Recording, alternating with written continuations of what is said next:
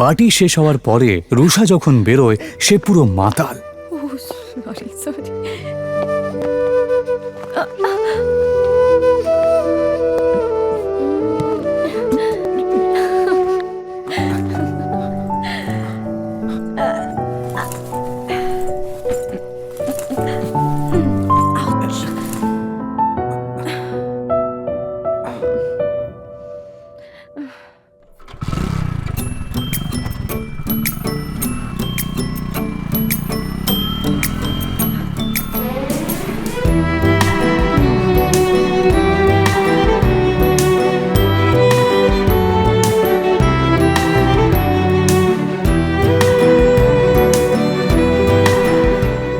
তাকে নিয়ে অয়ন কোনো মতে নিজের শ্বশুরবাড়ি পৌঁছায়।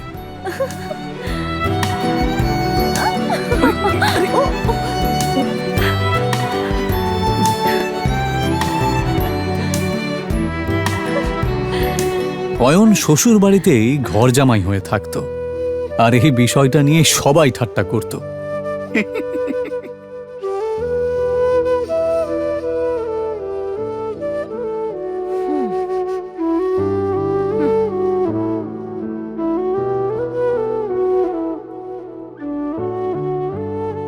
বাড়িতে ঢোকার সময় রুষার কাজিন সূর্যর সাথে দেখা হয়। এভাবে বেঁচে থাকতে লজ্জা হয় না? অয়নকে চুপ থাকতে দেখে রুষার কাজিন সিস্টার সায়নী বলে ওঠে, সূর্য বাদ দে এর কথা। জানি না রুষা কি দেখেছে যার জন্য একে এখনো বাড়ি থেকে ঘাট ধাক্কা দিয়ে বের করে দেয়নি।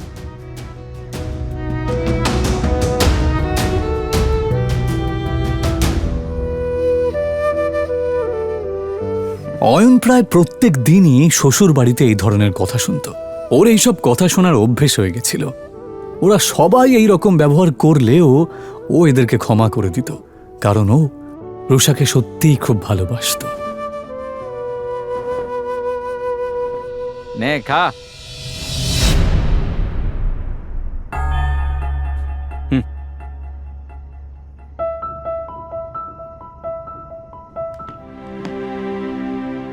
ভিখারি কুত্তা কোথাকার। ওর একটাই দুর্বলতা ছিল, যার জন্য ওকে দিনের পর দিন এভাবে অপমান সহ্য করতে হচ্ছিল।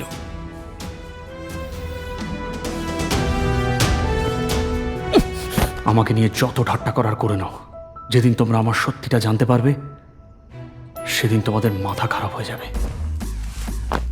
অয়ন আসলে কে সেটা কেউই জানতো না। তবে কেন জানি না অয়ন নিজেও কাউকে কিছু বলতে চাইতো না।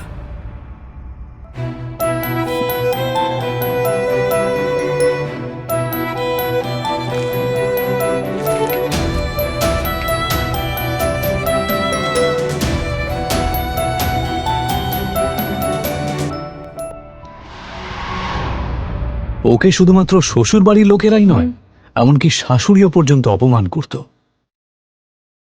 উনি রুষা আর অয়নের ডিভোর্সও করিয়ে দিতে চেয়েছিলেন।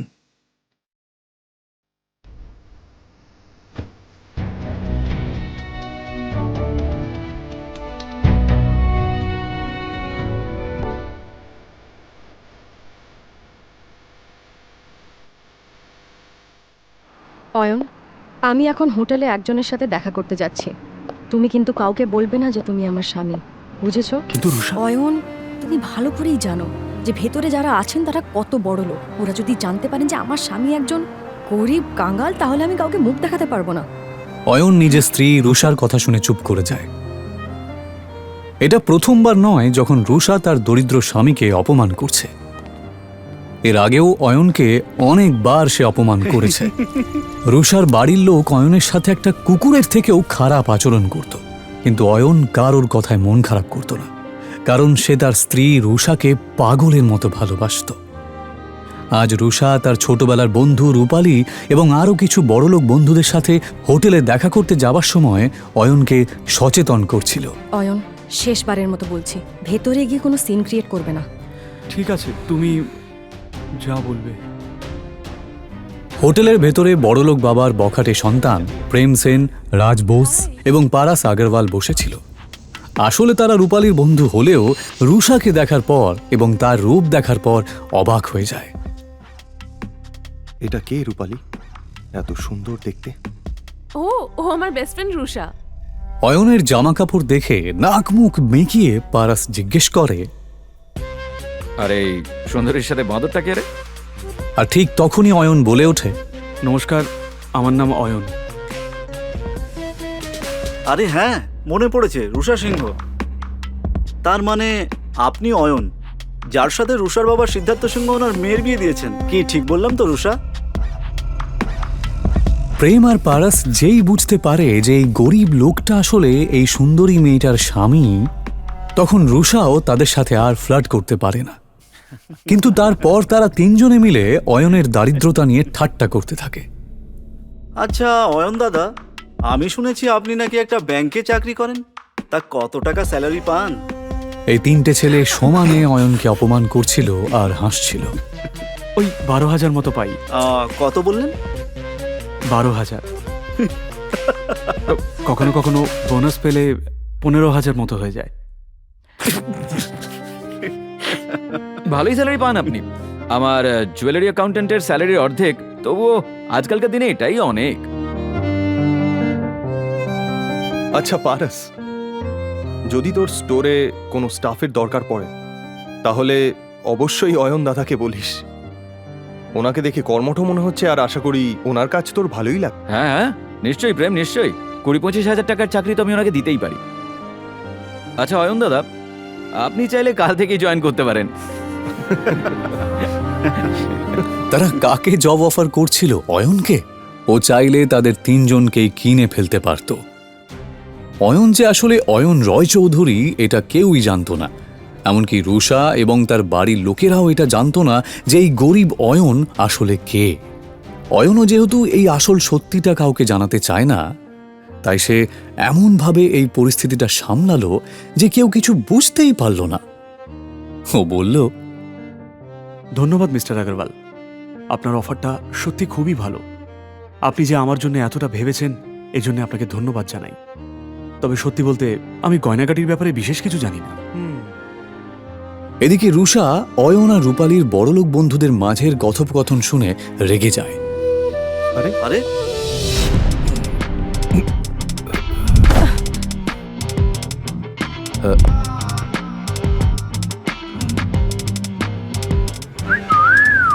ওই লোকটার মুখ থেকে প্রচন্ড পরিমাণে মদের গন্ধ বেরোচ্ছিল।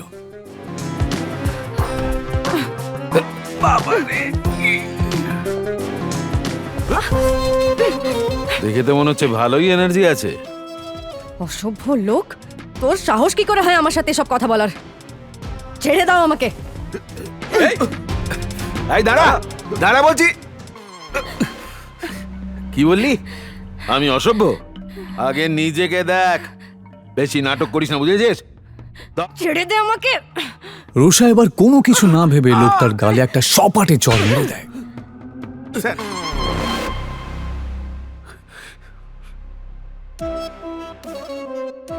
চরের প্রতিশোধ কি করে নিতে হয় আমি তোকে দেখাচ্ছি। রুষা কোনো কিছু বুঝতে না পেরে ভয়ে চোখটা বন্ধ করে নিলেও সেই ভাঙা বোতলটা তাকে ছুঁতেও পারে না। রুষা দেখে যে একটা হাত সেই বোতলটাকে তার কাছে আসতেও দেয়নি।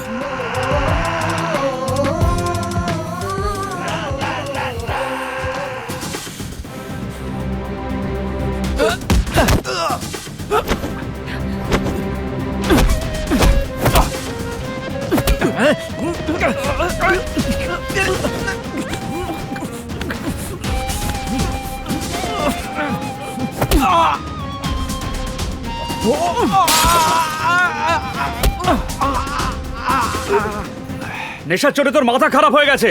যদি নিজের ভালো চাস তো এক্ষুনি আমার স্ত্রীর পা ধরে ক্ষমা চা আর বেরিয়ে যা এখান থেকে। অনেক বড় ভুল করেছিস তুই, আমার গায়ে হাত তুলে। এবার তুই দেখ এই নেশায় আমি কি করি।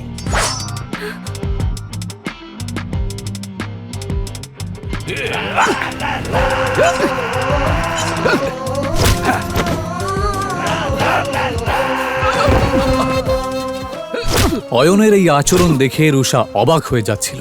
সে বেচারি কিছুতেই এটা দেখে বিশ্বাস করতে পারছিল না।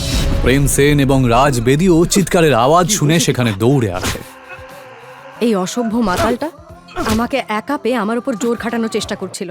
এটা শুনে প্রেম সেন রেগে যাবার ভান করে, কারণ ও রুষার মন জয় করতে চাইছিল। আর এই জন্যই সে পুরো বিষয়টা সামলানোর দায়িত্ব নিয়ে নেয়। আর নেবে নাই বা কেন? এই প্রাইড হোটেল তাদেরই পারিবারিক ব্যবসার অংশ যে। তোর সাহস কি করে হয় রুষার সাথে এরকম আচরণ করার? অসভ্য লোক কোথাকারে! লোকটাকে একটু বেশিই মারছে। একটা জিনিস তো পরিষ্কার যে এই লোকটা শুধুমাত্র একজন মাতাল নয়।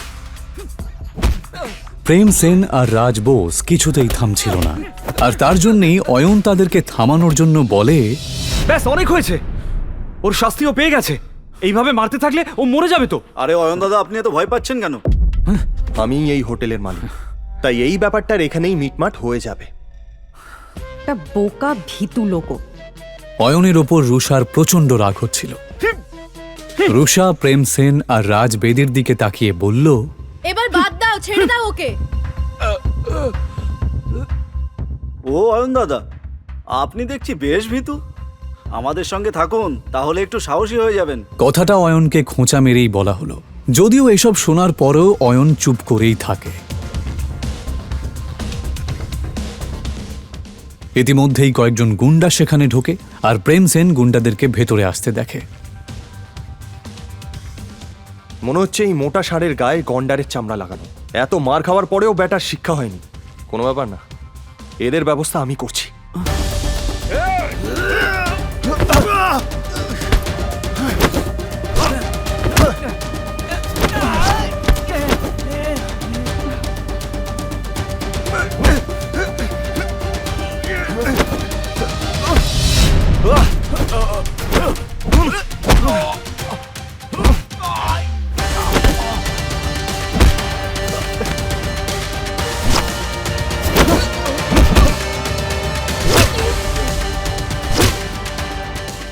প্রেম সেন ভালোই মারপিট করতে জানত, কারণ ও কারাটেতে ব্ল্যাক বেল্ট ছিল। এক এক করে প্রেম সেন গজেন্দ্রের সমস্ত সাঙ্গপাঙ্গকে মাটিতে মিশিয়ে দেয়। তোরা হচ্ছিস গুন্ডার নামে কলঙ্ক, বুঝলি? ফাটিয়ে দিয়েছিস ভাই, তোর কোনো জবাব নেই। আমার মনে হয় না ওরা আর উঠতে পারবে বলে। মিস রুষা আর রূপালী, তোমরা ঠিক আছো? প্রেমের প্রশ্নটা শুনে রুষা আর রূপালী তাদের ঘাড় নাড়ল। প্রেম আসলে এসব করছিল রুষার নজর কাড়ার জন্য। যদিও রুষার নজর তখন তার স্বামী অয়নের দিকেই ছিল, সেই অয়ন যে চুপচাপ বসে গুন্ডাদের দিকে তাকিয়েছিল। প্রেম সেন আরও ক্ষিপ্ত হয়ে যায়। ভাই, এবার এদেরকে নিয়ে কি করবি? কাউকে ডাকবো নাকি এদের ব্যবস্থা করার জন্য? আরে তার দরকার পড়বে না, আমার স্টাফ দেখে নেবে। চলো তোমরা বাইরে চলো। পারাস আসলে একটু বাড়তি কথা বলছিল, যদিও সেরকম কিছু করার ক্ষমতা ওর ছিলই না।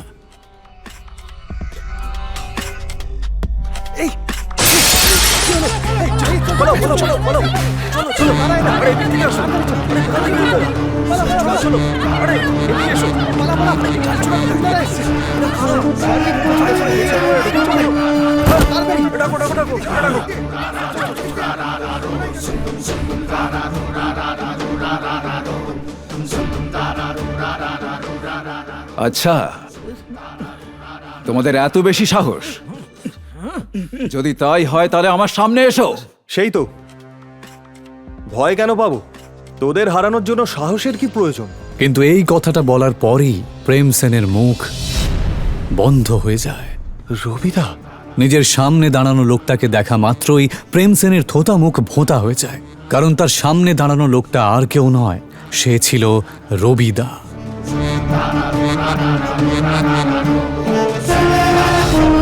তাদের সবার লাল চোখ দেখে এটা বোঝা যাচ্ছিল যে তারা এখানে প্রেম এবং বাকি সবাইকে শেষ করতেই এসেছে। তাদের তিনজনের অবস্থাপন্ন পরিবারের লোকেরা সুরক্ষার ভয়ে যেই রবিদাকে টাকা পাঠায়, আজ সেই রবিদাকে সে খেপিয়ে দিয়েছে। এইমাত্র আমাকে কে চ্যালেঞ্জ করলো?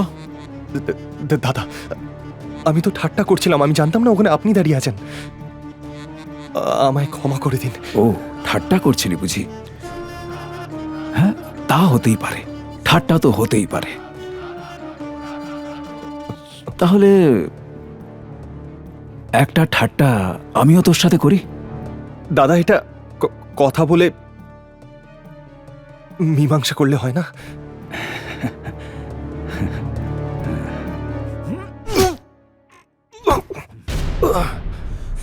না, দাদা, দাদা, ক্ষমা করে দিন। কি কেমন লাগলো আমার ঠাট্টাটা? এদিকে কারাটেতে ব্ল্যাক বেল্ট পাওয়া প্রেম মেঝেতে শুয়ে নিজের বুকে হাত দিয়ে জোরে চিৎকার করতে লাগলো। পারস আর রাজ এটা দেখে অবাক হয়ে যাচ্ছিল। এসব দেখে ওরাও রবিদার পায়ে পড়ে প্রাণ ভিক্ষা চায়। হাসবি না দাদা,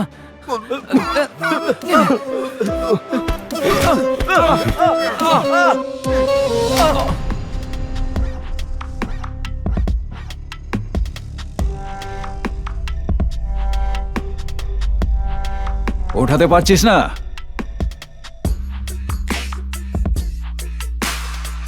প্লে কর, মার। সবাই এবার চিৎকার করে কাঁদতে লাগে। এইসব দেখে রূপালী আর রুষা ঘাবড়ে যায়। তারা দুজনেই কিছু বুঝতে না পারলেও রূপালী আর রুষা এটা ভালো করেই বুঝতে পারছিল যে এই ছেলেগুলোর জন্যে ওরা অনেক বড় একটা বিপদের মধ্যে পড়েছে। রবিদা নিজের চোখের সামনে এইরকম একটা নাটক দেখে খুব আনন্দ পাচ্ছিল।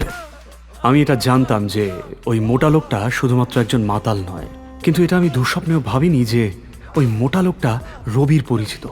যাকে রুষাকে যতক্ষণ না কেউ কিছু করছে, আমি এসবের মধ্যে নাক গলাবো না। রবিদা বাকি তিনজনের দিকে না তাকিয়ে শুধুমাত্র এই বড়লোক বাবা মার বেকার 3 সন্তানকে মার খেতে দেখতে থাকে। 1 মিনিট। এই শোন, হ্যাঁ দাদা, আগের হাত পা ভাঙবি, তারপরেও যদি এর মুখ বন্ধ না হয়। থামুন থামুন, এবার থামুন, অনেক হয়েছে। রুষা এই কথাটা বলা মাত্রই রবিদা আওয়াজটা যেই দিক থেকে আসছে সেই দিকে তাকায়। তারপর অয়ন রয় চৌধুরী। হতবাক হয়ে যায় সে নিজের চোখকে বিশ্বাসই করতে পারছিল না। সবাই চল এখান থেকে। রবিদার এই কথা শুনে সবাই অবাক হয়ে যায়। হঠাৎ অয়নকে দেখে রবিদা এভাবে পালিয়ে যায় কেন? রবিদা কি এর আগেও অয়নের মুখোমুখি হয়েছে? সে কি ওকে চেনে?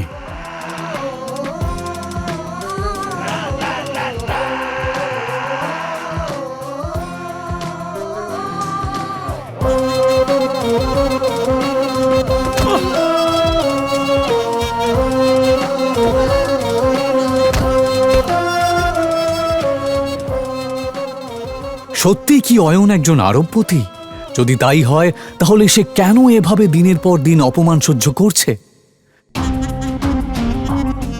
রুষার বাবা অয়নের মতন একটা গরিবের সাথে কেন তার বিয়ে দিয়েছে?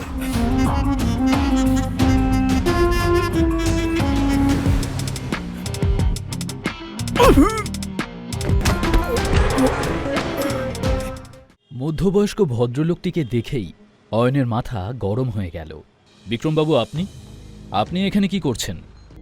আমি আপনাকে নিয়ে যেতে এসেছি ছোটবাবু। আপনাকে তো আমি জোর করতে পারি না, কারণ আমি আপনার বাবার একজন সাধারণ কর্মচারী মাত্র।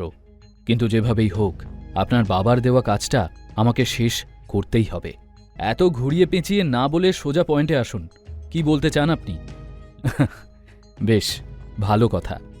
যে কথাটা আমি বলতে এসেছিলাম তা হলো এই যে আপনার বাবা রাজদীপ রায়চৌধুরী চাইছেন এখন থেকে ওনার পুরো ব্যবসা এবং কোম্পানির দায় দায়িত্ব আপনি নিজের হাতে নিন। এশিয়ার সবচেয়ে বড় বিজনেস এম্পায়ার আপনার হাতে তুলে দিতে চান আপনার বাবা।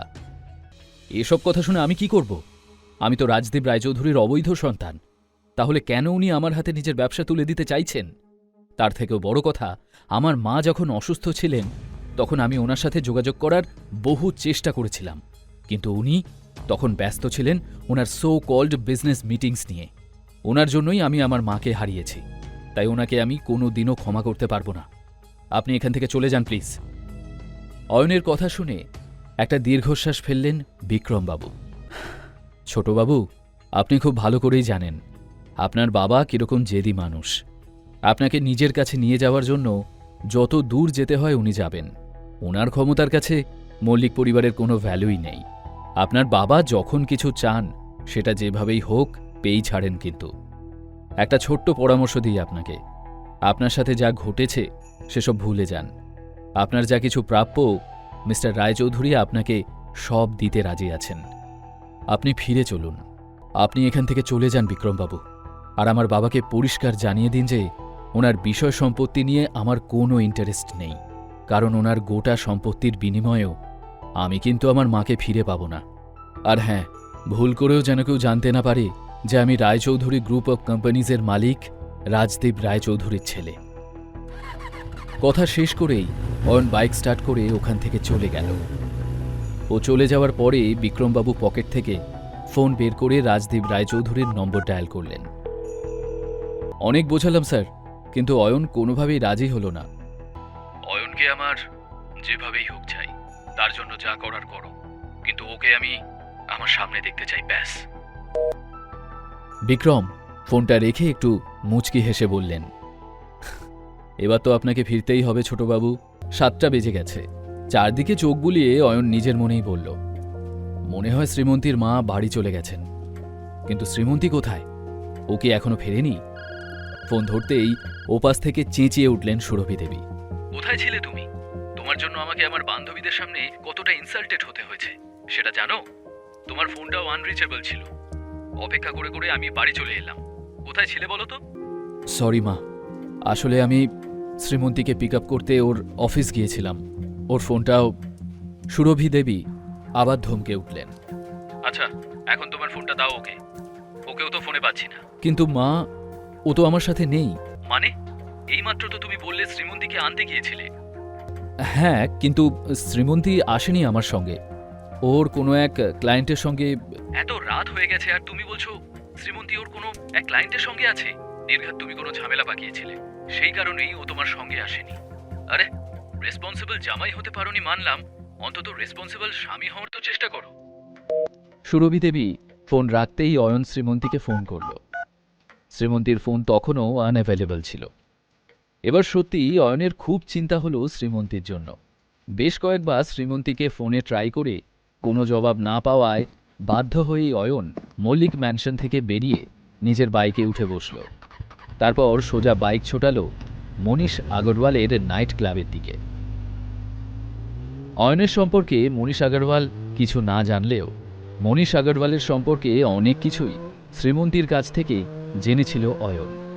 শ্রীমন্তী বলেছিল যে মনীষ আগরওয়াল ওর অনেক দিনের ক্লায়েন্ট এবং তার একটা নাইট ক্লাবও আছে, তাই অয়ন আর সময় নষ্ট না করে সেদিকে রওনা দিল। অয়ন নাইট ক্লাবের সামনে বাইক পার্ক করে ভেতরে ঢুকল। অয়ন চারিদিকে তাকিয়েও শ্রীমন্তীকে দেখতে পেল না, কিন্তু হঠাৎই একটা রুম থেকে শ্রীমন্তীর চিৎকার শুনতে পেল অয়ন। সেই রুমের দরজা ঠেলে দ্রুত পায়ে অয়ন ভেতরে ঢুকেই আঁতকে উঠল। ওর সামনে থাকা বিছানাতে নেশায় বুঁদ হয়ে পড়ে রয়েছে শ্রীমন্তী। তুই এখানে এখানে আসার সাহস কি করে হলো তোর? অয়নের চোখ রাগে লাল হয়ে গেল। ওর রুদ্র মূর্তি দেখে মনীষ আগরওয়াল কাঁপতে শুরু করে দিল। মিস্টার আগরওয়াল, আমি শ্রীমন্তীর husband. Yes, I am her husband. ওর তোমার উপর খুব বিশ্বাস ছিল। এরপর তোমার যা ব্যবস্থা করার ওই করবে। কথা শেষ করে শ্রীমন্তীকে কোলে নিয়ে রুম থেকে বেরিয়ে গেল অয়ন। শ্রীমন্তীকে সঙ্গে নিয়ে বাড়ি ফিরে অয়ন ওকে নিজের বিছানায় এনে শুইয়ে দিল। নেশাতুর শ্রীমন্তী বিছানায় শুয়েই গভীর ঘুমে তলিয়ে গেল। ওর নিষ্পাপ সুন্দর মুখটার দিকে চেয়ে থেকে অয়ন বলল, আমি জানি তুমি আমার ঘরে শুতে পছন্দ করো না, কিন্তু আজকের রাতটুকু তোমাকে এ ঘরেই কাটাতে হবে, কারণ এ অবস্থায় তোমাকে একা ছেড়ে দেওয়ার কথা আমি ভাবতেই পারি না। পরের দিন সকালে ঘুম থেকে উঠে অয়ন ফ্রেশ হয়ে জামা বদলাচ্ছিল, আর ঠিক তখনই শ্রীমন্তী চোখ খুলল। নিজেকে অয়নের বিছানায় দেখে মাথাটা গরম হয়ে গেল ওর। তোমার সাহস কি করে হলো আমাকে এখানে আনার, আমার সাথে এক বিছানায় শোয়ার? আমাকে এখানে কেন নিয়ে এসেছ? অয়ন অবাক হয়ে শ্রীমন্তীকে দেখছিল। তুমি খুব ভালো করে জানো আমরা আলাদা রুমে থাকি, তাহলে কেন তুমি আমাকে নিজের বিছানায় শোয়ালে? শ্রীমন্তী, গতকাল রাতে তুমি নেশা করেছিলে, আর ওই রাস্কেল আগরওয়াল তোমাকে মলেস্ট করার চেষ্টা করছিল। আমি ঠিক সময় এসে না বাঁচালে একটা দুর্ঘটনা ঘটে যেতে পারত। এত কিছুর পর তোমাকে একা ছাড়তে মন চায়নি আমার, তাই তোমার সাথেই ছিলাম আমি। এতক্ষণে গত রাতের ঘটনাগুলো আস্তে আস্তে মনে পড়ছিল শ্রীমন্তীর। রাতের ঘটনা মনে পড়তেই শ্রীমন্তী একটু দমে গেল। গতকাল রাতে কি হয়েছে আমার সব মনে আছে, ওকে? কিন্তু আমাকে বাঁচিয়েছো বলে যদি ভেবে থাকো যে সেটা সুযোগ নিয়ে তুমি আমার কাছাকাছি আসার চেষ্টা করবে, তাহলে সেই ভুল ভাবনা এখনই মাথা থেকে বের করে দাও। শ্রীমন্তীর কথা শুনে হাসল অয়ন। শ্রীমন্তী বিছানা ছেড়ে উঠে সামনের টেবিলটা থেকে তার ল্যাপটপটা নিয়ে বলল, মাঝখান থেকে আমার জরুরি কাজগুলো করতে দেরি হয়ে গেল। আর এই মনীষ আগরওয়াল লোকটার শয়তানি আগে বুঝতে পারিনি তো। এর কিছু একটা ব্যবস্থা করতেই হবে। কথা শেষ করে শ্রীমন্তী সামনের সোফায় বসে ল্যাপটপ খুলল। একটা ইমেল খুলে পড়তেই চমকে উঠল সে। এটা কি করে সম্ভব? আমার সব থেকে বড় ড্রিম প্রজেক্ট ওই অফিসার অ্যাপ্রুভ করলো না কেন? ঠিক তখনই শ্রীমন্তীর ফোনটা বেজে উঠল। শ্রীমন্তী, আমাদের ফ্যামিলি বিজনেস আর কোম্পানি থেকে তোমায় আলাদা করে দেওয়া হলো। এখন থেকে মল্লিক ইন্ডাস্ট্রিজ নিয়ে তুমি আর মাথা ঘামাবে না। আজ থেকে এখানে তোমার আর কোনো ভূমিকা নেই। কথাটা শোনা মাত্র শ্রীমন্তীর হাত থেকে মোবাইলটা ছিটকে নিচে পড়ে গেল। দাদুর কাছ থেকে এত বড় একটা সিদ্ধান্তের কথা শুনে সে রীতিমতো শকড হয়ে সোফায় বসে পড়ল। শ্রীমন্তী, কি হলো তোমার? তুমি ঠিক আছো তো? কার ফোন ছিল? ঠিক তখনই অয়নের চোখ শ্রীমন্তীর ল্যাপটপের ওপর পড়ল। সমস্যাটা যখন আমার, তখন আমিই সামলে নেব। এই প্রজেক্টটা না পাওয়ার কারণেই আমাকে ফ্যামিলি বিজনেস থেকে বের করে দেওয়া হলো। দাদু আমাকে কোম্পানি থেকে সরিয়ে দিয়েছেন। কিন্তু তা কি করে সম্ভব? একটা প্রজেক্টে প্রবলেম হয়েছে বলে তোমাকে কোম্পানি থেকে বের করে দেবেন উনি? তাছাড়া প্রজেক্টটা অ্যাপ্রুভ না হলে তাতে তোমার দোষ কোথায়? বললাম তো, সবটা আমি সামলে নেব। আমার মতে তোমার একবার তোমার দাদুর সাথে কথা বলা উচিত। এত বড় ডিসিশন উনি হুট করে কিভাবে নিলেন? শ্রীমন্তী চুপচাপ ওখান থেকে চলে যেতে গেলে অয়ন থামিয়ে বলে, শ্রীমন্তী, সবাই আমাকে অকর্মণ্য ইউজলেস ভাবে, হয়তো তুমিও তাই ভাবো। কিন্তু তাও একটা কথা বলছি, অন্যের ওপর বিশ্বাস করে কি পেলে বলো? একবার না হয় নিজের এই ইউজলেস হাজব্যান্ডের ওপর বিশ্বাস করেই দেখো। ওহ, নিজেকে বড্ড বেশি চালাক মনে করো, তাই না? তা শুনি, কি করতে পারবে তুমি? দেখোই না কি করতে পারি আমি। এবার কি করবে অয়ন, যাতে শ্রীমন্তীর দাদু ওকে পারিবারিক বিজনেস থেকে বের না করে দেন? নাকি কথা রাখতে পারবে না অয়ন, আর ওদের সম্পর্ক আরও খারাপ হয়ে যাবে? শ্রীমন্তীকে অয়ন বলল, আমার সঙ্গে তোমার দাদুর অফিসে চলো শ্রীমন্তী, গিয়ে ওনার সাথে খোলাখুলি কথা বলো, তারপর দেখা যাক। অয়নের কথা শুনে কিছুক্ষণ ওর দিকে চেয়ে থেকে কিছু একটা ভেবে শ্রীমন্তী বলল, চলো। অয়ন শ্রীমন্তীকে নিয়ে তখনই মল্লিক ইন্ডাস্ট্রিজের উদ্দেশ্যে রওনা দিল। মল্লিক ইন্ডাস্ট্রিজে পৌঁছে শ্রীমন্তীর দাদু সুবীর মল্লিকের কেবিনে বসল ওরা। দেখো শ্রীমন্তী, ব্যবসার ব্যাপারে আমি একদম স্পষ্ট কথা বলতে পছন্দ করি।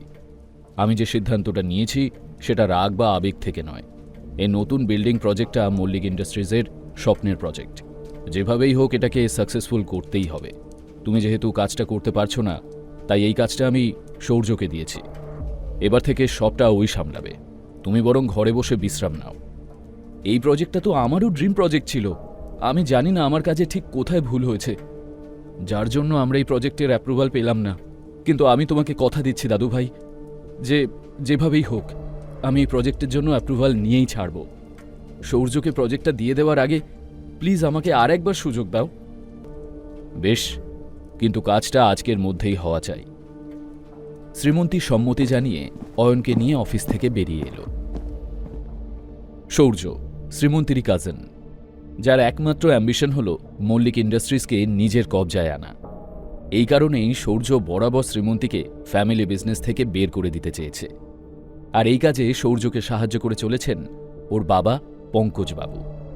অয়ন এবং শ্রীমন্তী দুজনে মিউনিসিপ্যালিটি অফিসে এসে পৌঁছল তাদের প্রজেক্টের অ্যাপ্রুভাল নেওয়ার জন্য। আর তখনই শ্রীমন্তী সেখানে সৌর্যকে দেখে অবাক হয়ে গেল। ও, তুমি নিশ্চয়ই অফিসারের কাছ থেকে অ্যাপ্রুভাল নিতে এসেছ, তবে মনে হয় না তাতে কোনো লাভ হবে। ওই অফিসারকে আমি টাকা দিয়ে কিনে নিয়েছি।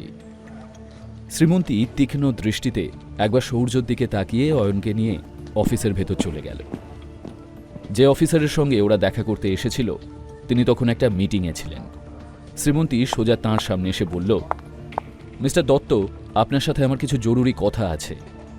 আরে শ্রীমন্তী ম্যাডাম যে হঠাৎ এখানে কি মনে করে? অয়ন পুরো ঘটনাটা লক্ষ্য করছিল। মল্লিক ইন্ডাস্ট্রিজ শহরে যে বিল্ডিং কনস্ট্রাকশন শুরু করতে চাইছে তার জন্য সব জরুরি ডকুমেন্টস দেওয়া হয়েছে। সমস্ত টার্মস অ্যান্ড কন্ডিশনস সঠিকভাবে মানা হয়েছে, তারপরেও প্রজেক্টে অ্যাপ্রুভাল পায়নি। আমি কি জানতে পারি এর কারণটা কি? ঠিক সেই মুহূর্তেই শ্রীমন্তীর পেছন থেকে এক মহিলার গলা শোনা গেল, আমি অ্যাপ্রুভাল দিতে বারণ করেছি। অয়ন এবং শ্রীমন্তী দুজনেই পেছন ঘুরে তাকালো। মহিলাকে দেখেই শ্রীমন্তী চমকে উঠল। কামিনী, তুই এখানে? হ্যাঁ, আমি এখানে শ্রীমন্তী, কারণ আমি এখানে কাজ করি। আর এই যে দেখছিস মিস্টার দত্ত, ইনি আমার হাজব্যান্ড। আমি যখন দেখলাম যে প্রজেক্টটা শুরু করার জন্য তোর আমাদের অ্যাপ্রুভাল দরকার, তখন আমিই ওকে ওটা দিতে বারণ করে দিই। দেখ, আজ আমার হাজব্যান্ড যে পজিশনে আছে সেখান থেকে ও কারোর কাজ যেমন সলভ করে দিতে পারে, তেমন আবার পণ্ডও করতে পারে। তাছাড়া তুই তো অনেক বড় লোক, কাউকে দিয়ে নিজের কাজটা করিয়ে নে বরং। কামিনী, যা হয়েছিল আমার ভুলের জন্য হয়েছিল, আমি বোকামি করে ফেলেছিলাম। প্লিজ তুই ভুলে যা ওই ব্যাপারটা। আর আমি কোনোদিন ওই ঘটনাটা ভুলতে পারবো না শ্রীমন্তী, কোনো দিনও না। আমার জীবনের সব থেকে ভালো খবরটা সেদিন আমি আমার বান্ধবীদের সাথে শেয়ার করেছিলাম। জানিয়েছিলাম আমার বিয়ে ঠিক হয়েছে। তুইও ছিলিস সেখানে, মনে আছে তুই কি করেছিলি? আমার হবু স্বামীকে নিয়ে ঠাট্টা করেছিলি তুই। কেন? কারণ আমার হাজব্যান্ড তখন বেকার ছিল। তুই এমন অপমান করেছিলি যে সবাই আমাকে নিয়ে হাসাহাসি করেছিল। আমি সেদিন চোখে জল নিয়ে ওখান থেকে চলে গিয়েছিলাম, মনে আছে? কামিনী, সেদিন আমি খুব বোকামি করেছিলাম, তার জন্য আজও গিল্টে ফিল করি আমি। এমন পরিস্থিতি দেখে অয়নও বুঝতে পারছিল না ওর কি করা উচিত। এখন গিল্টি ফিল করে কি হবে শ্রীমন্তী? ওই অপমানের কথা আমি কখনো ভুলতে পারবো না। আর আমি ডিসাইড করেছি অপমানের বদলে তোকে অপমানই ফিরিয়ে দেব। মানে? কামিনী এবার ভালো করে অয়নকে দেখে নিয়ে বলল, এটা তোর হাজব্যান্ড, রাইট? তা এর কি যোগ্যতা আছে? এ তো আমার স্বামীর নখের যোগ্যও নয়। তাছাড়া আমি শুনেছি তোর হাজব্যান্ড নাকি ঘর জামাই হয়ে থাকে। কামিনী, তুই ভুল করছিস কিন্তু। এখনো তো আমি তোর সাথে কিছুই করিনি শ্রীমন্তী, এবার করব। শোন, তুই যদি এই অ্যাপ্রুভালটা পেতে চাস, তাহলে তোর বরকে আমার হাজব্যান্ডের সামনে হাত জোর করে বসে অ্যাপ্রুভালের জন্য ভিক্ষে চাইতে হবে, আর তাও এখানকার প্রত্যেক স্টাফের সামনে। কামিনী, দরজাটা ওইদিকে শ্রীমন্তী, তুই এখন আসতে পারিস। অসহায় শ্রীমন্তী দাঁতে ঠোঁট চেপে বাইরে বেরিয়ে এলো। সূর্য বাইরেই ওর জন্য অপেক্ষা করছিল। কাজ হলো না বুঝি? So sad. এবার তো তুমি প্রজেক্টটা আমার কাছে হ্যান্ড ওভার করতে বাধ্য। দাদুর চোখে এখন আর তোমার কোনো ভ্যালিউ নেই, তাই ওনার সিদ্ধান্ত অনুযায়ী এবার তো কোম্পানি থেকেও তোমাকে সরে যেতে হবে। যাই হোক, এসব নিয়ে টেনশন না করে তুমি বরং বাড়ি গিয়ে রেস্ট নাও। এতদিন বর বেকার ছিল, এখন বউও। তা তোমার বর মহারাজটি কোথায় গেল? সূর্যের কথার জবাব দিতে গিয়েই শ্রীমন্তী খেয়াল করে দেখল যে সত্যি অয়ন ওর সাথে বেরোয়নি। শ্রীমন্তী দ্রুত অফিসের দিকে ফিরে গেল। অফিস রুমের স্বচ্ছ কাচের জানলা দিয়ে ভেতরটা পরিষ্কার দেখা যাচ্ছে।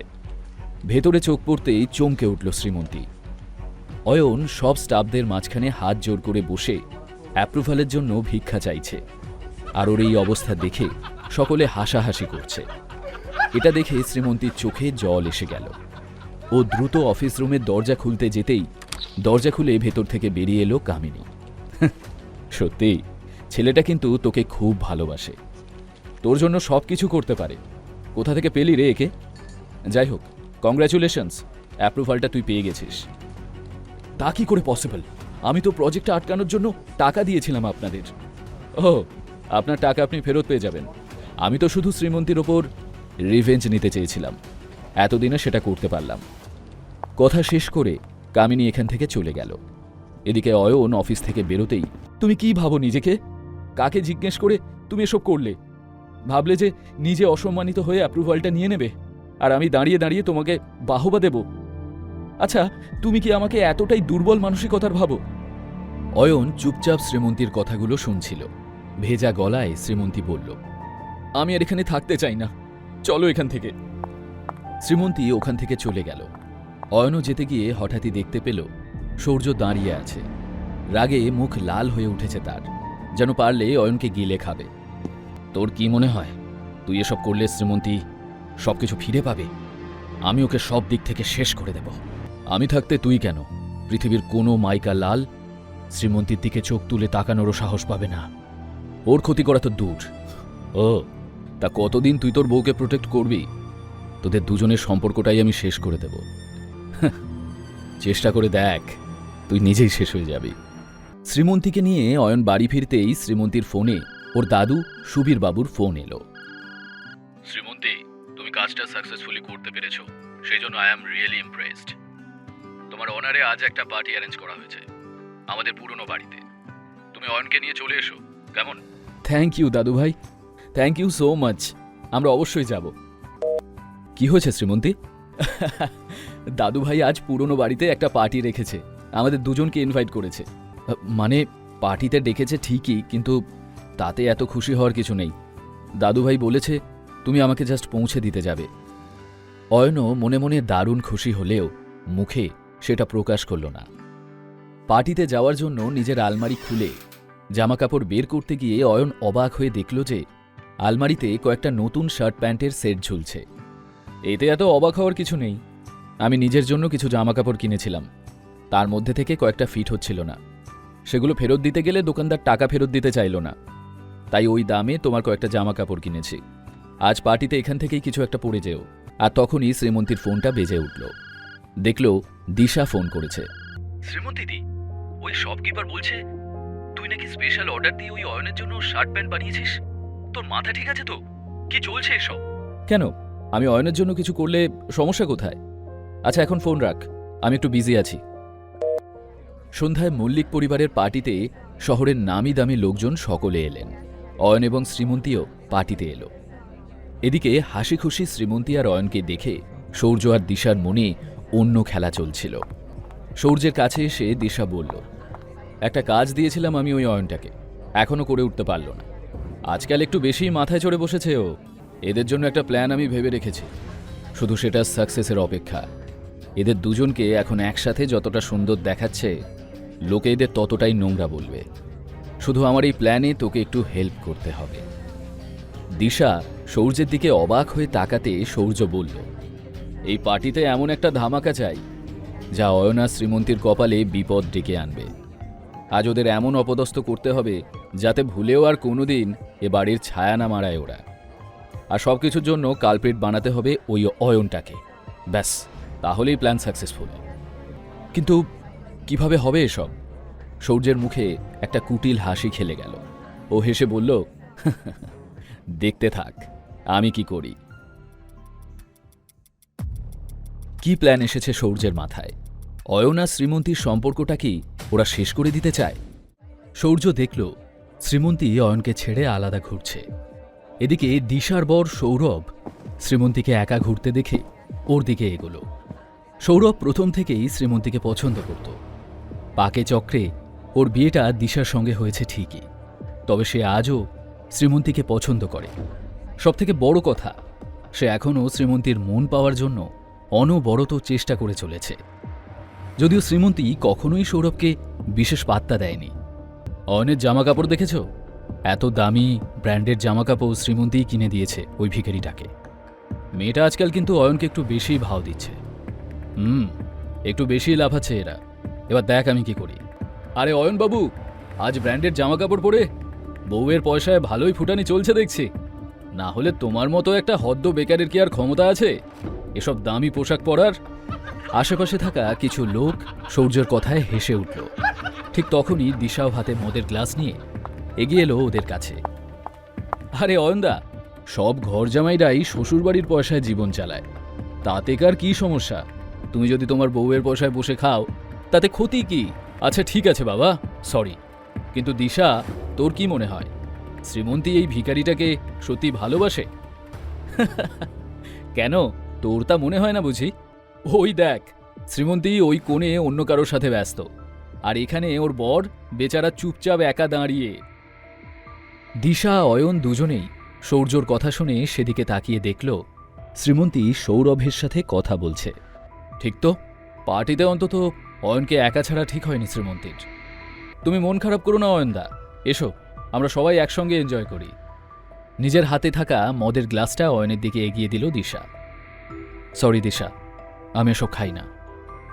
ও কাম অন অয়ন, তুমি মল্লিক পরিবারের পার্টিতে এসেছো।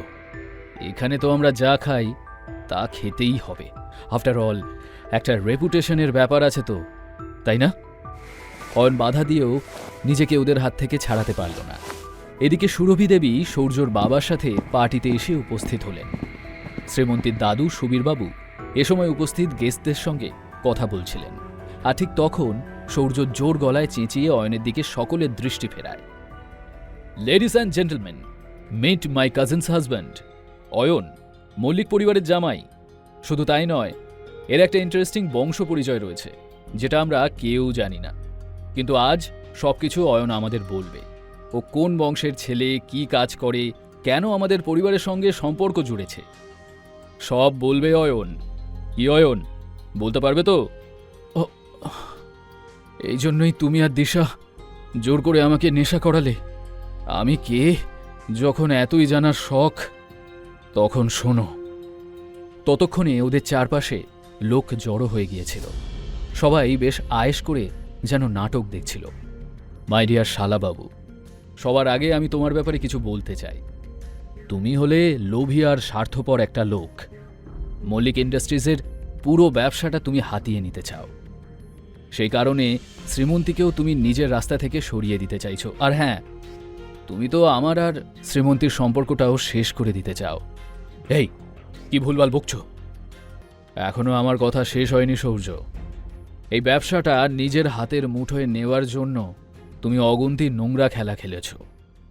এতে তোমার বাবাও সাহায্য করেছেন তোমাকে, আর দাদুর সামনে প্রতি মুহূর্তে ভালো মানুষের অভিনয় করে ওনাকে শ্রীমন্তীর বিরুদ্ধে উস্কিয়ে ওনার মনে শ্রীমন্তী সম্পর্কে একটা খারাপ ধারণাও তৈরি করেছ তুমি। অয়ন, কি বলছো তুমি? আরে দাদু ভাই, আপনাকে আর কি বলবো। আপনি শ্রীমন্তীকে কাজের সুযোগ দিলেও বিশ্বাস করেন সৌর্যকেই। আপনি মন থেকে চান কোম্পানির প্রতিটা কাজের দায়িত্ব সৌর্যই সামলাক।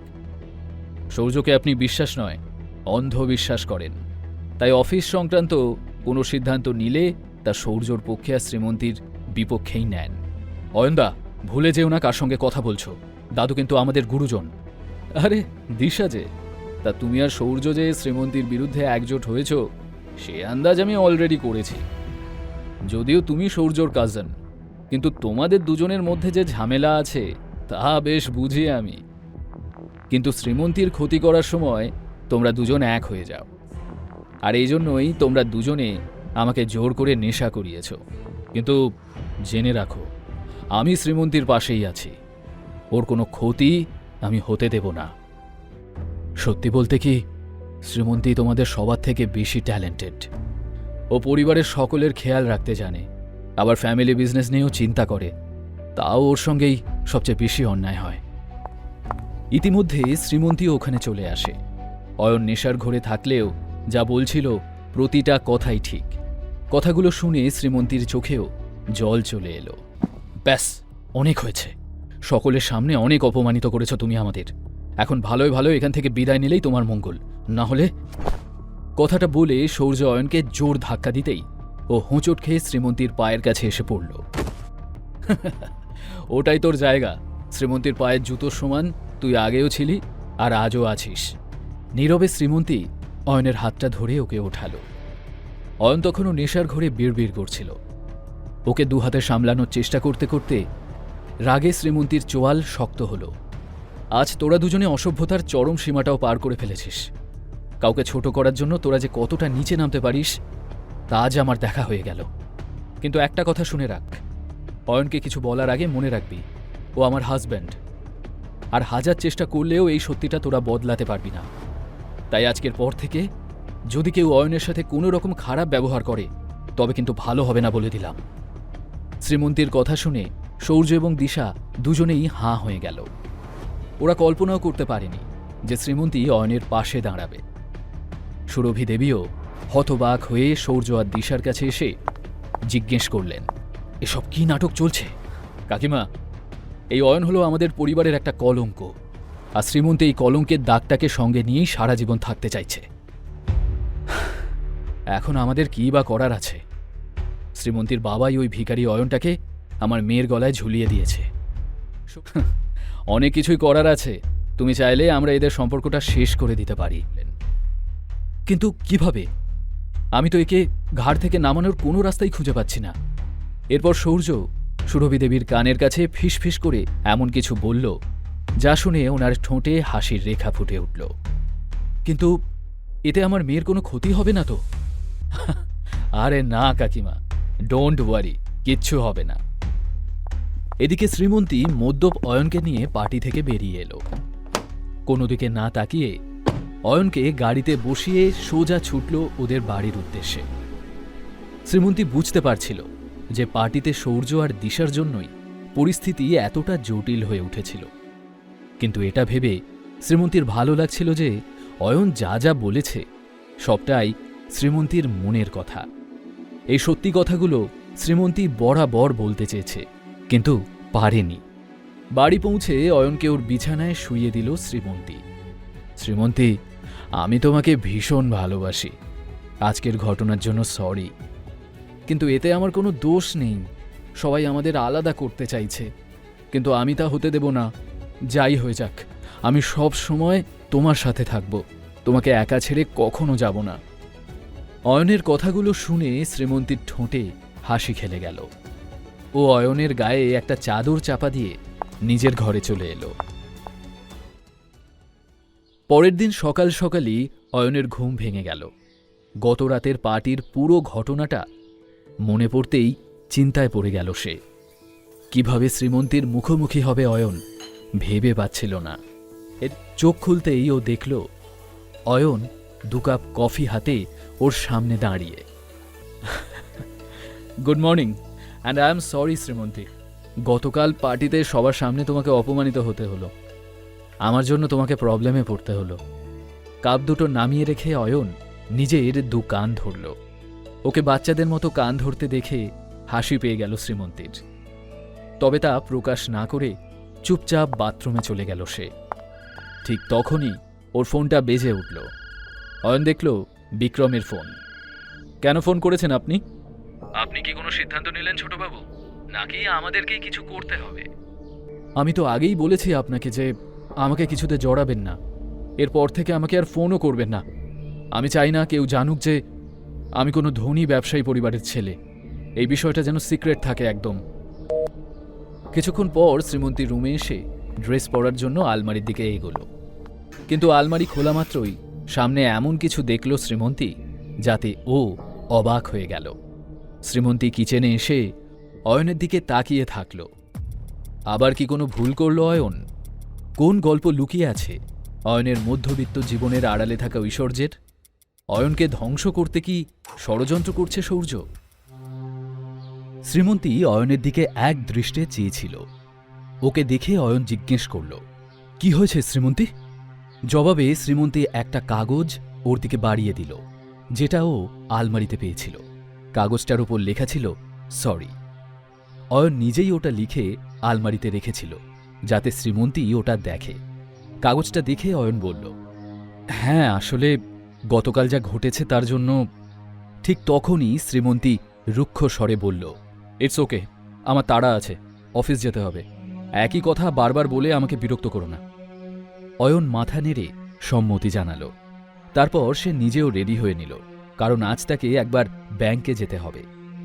রেডি হয়ে দুজনে একসাথেই ব্রেকফাস্ট সেরে নিচে নেমে গেল। তখনই অয়ন শ্রীমন্তীর সানগ্লাসটা ওর দিকে বাড়িয়ে দিয়ে বলল, এটা ভুল করে ওপরে ফেলে এসেছিলে তুমি, পড়ে নাও। কিছুক্ষণের মধ্যেই ওরা পৌঁছে গেল মল্লিক ইন্ডাস্ট্রিজের সামনে। বাইক থেকে নামতেই শ্রীমন্তীর মোবাইলটা বেজে উঠল। স্ক্রিনে নিজের মা সুরভি দেবীর ফোন নাম্বার দেখে তাড়াতাড়ি কলটা রিসিভ করল শ্রীমন্তী। ওপাশ থেকে সুরভি দেবী প্রচণ্ড আতঙ্কের সঙ্গে বললেন, শ্রীমন্তী, তোর বাবার অ্যাক্সিডেন্ট হয়েছে, যত তাড়াতাড়ি পারিস হসপিটালে চলে আয়। শুনে শ্রীমন্তী হতবাক হয়ে গেল। ওকে চুপ করে থাকতে দেখে অয়ন জিজ্ঞেস করল, কি হলো শ্রীমন্তী? ফোনটা কেটে শ্রীমন্তী বলে, আমাকে এক্ষুনি সিটি হসপিটালে নিয়ে চলো প্লিজ। বাবা বাইরে থেকে ফিরছিলেন আর তখনই ওনার অ্যাক্সিডেন্ট হয়েছে। আমাকে বাবার কাছে যেতে হবে, এক্ষুনি আমাকে বাবার কাছে নিয়ে চলো প্লিজ। শ্রীমন্তীর কথা শুনে অয়নও ব্যস্ত হয়ে উঠল। শ্রীমন্তীর বাবাই একমাত্র ব্যক্তি যিনি অয়নকে বিশ্বাস করতেন, ওকে প্রকৃত ভালোবাসতেন, যিনি ছিলেন মল্লিক পরিবারে অয়নের একমাত্র শুভাকাঙ্ক্ষী। দ্রুত ওরা দুজনে সিটি হসপিটালে পৌঁছে গেল। শ্রীমন্তীর বাবাকে আইসিইউতে রাখা হয়েছিল। সুরভি দেবী আইসিইউর সামনে বসে কান্নাকাটি করছিলেন। শ্রীমন্তীকে দেখেই উনি ছুটে এলেন মেয়ের কাছে। মেয়েকে জড়িয়ে ধরে বললেন, শ্রীমন্তী, তোর বাবাকে আইসিইউতে নিয়ে গেছে ওরা, আমার খুব চিন্তা হচ্ছে। শ্রীমন্তীও মাকে জড়িয়ে ধরে বলল, চিন্তা করো না মা, সব ঠিক হয়ে যাবে। আমি খোঁজ নিয়ে দেখছি বাবার অবস্থা এখন কেমন। ইতিমধ্যেই অয়ন শ্রীমন্তীর বাবার কন্ডিশন নিয়ে ডাক্তারের সঙ্গে কথা বলতে শুরু করেছিল। ডাক্তারবাবু, এখন ওনার কন্ডিশন কেমন? এ কথায় ডাক্তার জবাব দিল, ওনাকে যখন আনা হয়েছিল তখন উনি খুবই ক্রিটিক্যাল অবস্থায় ছিলেন, তবে আপাতত উনি স্টেবল। ওনার কন্ডিশন আমরা সবসময় মনিটর করছি, আশা তো করছি উনি দ্রুত সুস্থ হয়ে যাবেন, তবুও এক্ষুনি কিছু বলা যাচ্ছে না। এই বলে ডাক্তারটি ওখান থেকে চলে গেলেন। সারাটা দিন অয়ন, শ্রীমন্তী এবং সুরভি দেবীর খুবই দুশ্চিন্তার মধ্যে কাটল। বেলা শেষ হয়ে যখন সন্ধে হয়ে এলো তখনও ওরা সবাই হসপিটালে অপেক্ষারত। শ্রীমন্তীর শুকনো মুখটা দেখে অয়নের খুব খারাপ লাগছিল। ও শ্রীমন্তীর কাছে এসে বলল, শ্রীমন্তী, তুমি মাকে নিয়ে বাড়ি চলে যাও। আঙ্কেলের দেখাশোনা করার জন্য আমি থাকছি এখানে, ওনার কন্ডিশন আমি তোমাকে ফোনে জানাতে থাকব। অয়নের কথা শুনে শ্রীমন্তী বলে উঠল, অসম্ভব, বাবাকে ছেড়ে আমি কি করে যাব, এখন ওনার যা অবস্থা। শ্রীমন্তীর কথার মাঝেই অয়ন বলল, দেখো শ্রীমন্তী, আঙ্কেলকে আমি তোমার থেকে কিছু কম ভালোবাসি না। উনি আমার জন্য যা করেছেন তার বদলে আমি কিছুই করতে পারিনি ওনার জন্য। উনিই আমার একমাত্র শুভাকাঙ্ক্ষী। তাছাড়া এমন অবস্থায় তোমাকে নিজের খেয়ালটাও রাখতে হবে। তাই বলছি, মাকে নিয়ে তুমি বাড়ি যাও, এখানে আমি সামলে নেব।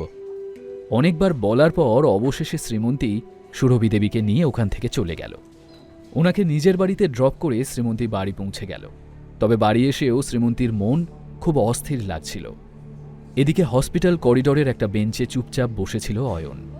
তখনই এক ডাক্তার তার কাছে এসে বললেন, দেখুন, সমরবাবুর কন্ডিশন হঠাৎ করেই খারাপ হতে শুরু করেছে।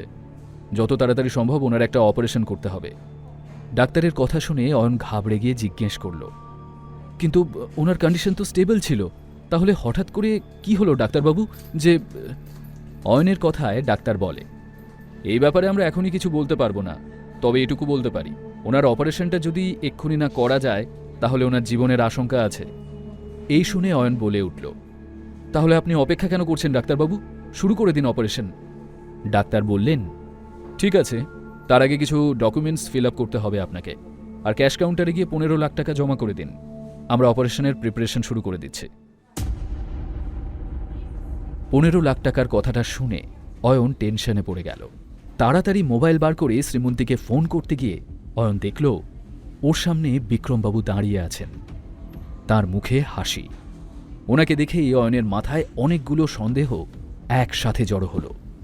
ও বিক্রমবাবুর মুখোমুখি এসে বলল, আপনি এখানে কি করছেন?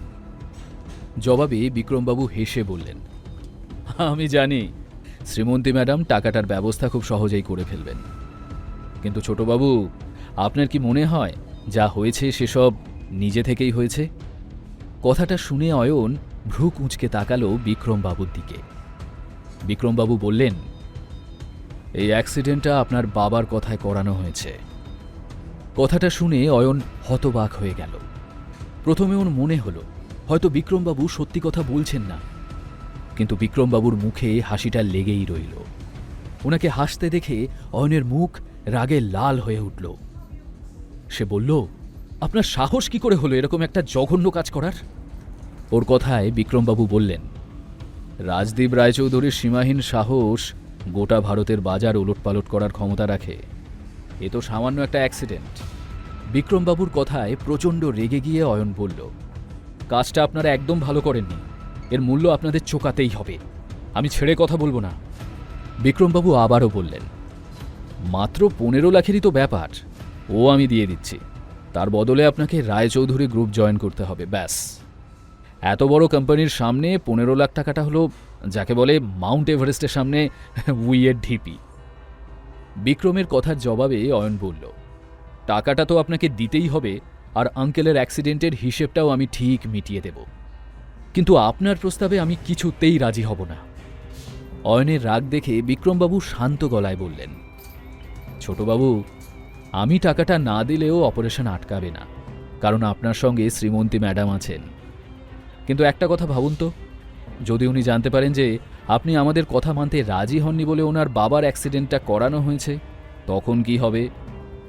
বা যদি শ্রীমন্তী ম্যাডাম জানতে পারেন যে রায়চৌধুরী পরিবারের সঙ্গে আপনার সম্পর্ক থাকার জেরেই ওনার বাবার অ্যাক্সিডেন্টটা হয়েছে, তখন কি উনি আদৌ ক্ষমা করতে পারবেন আপনাকে? হুম, মনে তো হয় না। বরং যে সম্পর্কটা এখন ধীরে ধীরে ভালো হচ্ছে, সেটা হয়তো এক ঝটকায় শেষ হয়ে যাবে। অয়ন অবাক হয়ে বিক্রমবাবুকে দেখছিল। ওকে রাজি করার জন্য মোক্ষম চাল চেলেছেন ভদ্রলোক। অয়নের এটা ভেবে আফসোস হচ্ছিল যে এই ষড়যন্ত্রটা অয়ন আগে কেন আন্দাজ করতে পারল না।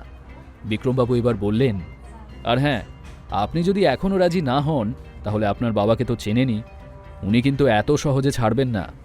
হতে পারে শ্রীমন্তী ম্যাডাম কোনো বিপদে। শ্রীমন্তীর নাম শুনেই অয়ন বলল, ওকে ওকে, আপনি এমন কিছু করবেন না যাতে শ্রীমন্তী বা ওর ফ্যামিলির কোনো বিপদ হয়। আমি আপনার কথা মেনে নিতে রাজি আছি, তবে আমি কে সেটা যেন কেউ কখনো না জানতে পারে, বা আমার কারণে যে অ্যাক্সিডেন্ট ঘটানো হয়েছিল সেটাও যেন জানাজানি না হয়। অয়নের কথা শুনে বিক্রমবাবু হাসলেন, আর তখনই শ্রীমন্তীকে ওদের দিকে এগিয়ে আসতে দেখল অয়ন। ওর হাতে একটা টিফিন বক্স। ওকে আসতে দেখে বিক্রমবাবু সেখান থেকে চলে গেলেন। অয়ন শ্রীমন্তীকে তার বাবার কন্ডিশন সম্পর্কে জানালো। তারপর সমস্ত ফর্মালিটিস পূরণ করা হয়ে গেলে অপারেশন শুরু হয়ে গেল। অপারেশন শেষ করে ডাক্তার জানালেন যে সমরবাবু আপাতত সুস্থ। ডাক্তারের কথা শুনে ওরা দুজনেই স্বস্তির নিঃশ্বাস ফেলল। শ্রীমন্তী অয়নের দিকে টিফিন বক্সটা এগিয়ে দিয়ে বলল, খাবারটা বাবার জন্য নিয়ে এসেছিলাম, ভেবেছিলাম উনি সুস্থ থাকলে খাইয়ে দেব, কিন্তু এখন এই খাবারটা তুমিই খেয়ে নাও। অয়নের সত্যিই ভীষণ খিদে পেয়েছিল। ও টিফিন বক্সটা খুলতেই দেখল তাতে পরোটা আর আলু ভাজা রয়েছে। পরোটা আলু ভাজা অয়নের খুব পছন্দের খাবার। তখনই অয়নের মনে পড়ল যে শ্রীমন্তী খাবারটা ওর বাবার জন্য বানিয়েছিল, কিন্তু ওর বাবা সমরবাবু তো পরোটা পছন্দই করেন না, আর সেটা শ্রীমন্তীও খুব ভালো করেই জানে। তার মানে এটা পরিষ্কার যে এই খাবারটা শ্রীমন্তী অয়নের জন্যই বানিয়ে এনেছিল, কিন্তু সেটা মুখে প্রকাশ করতে চায়নি।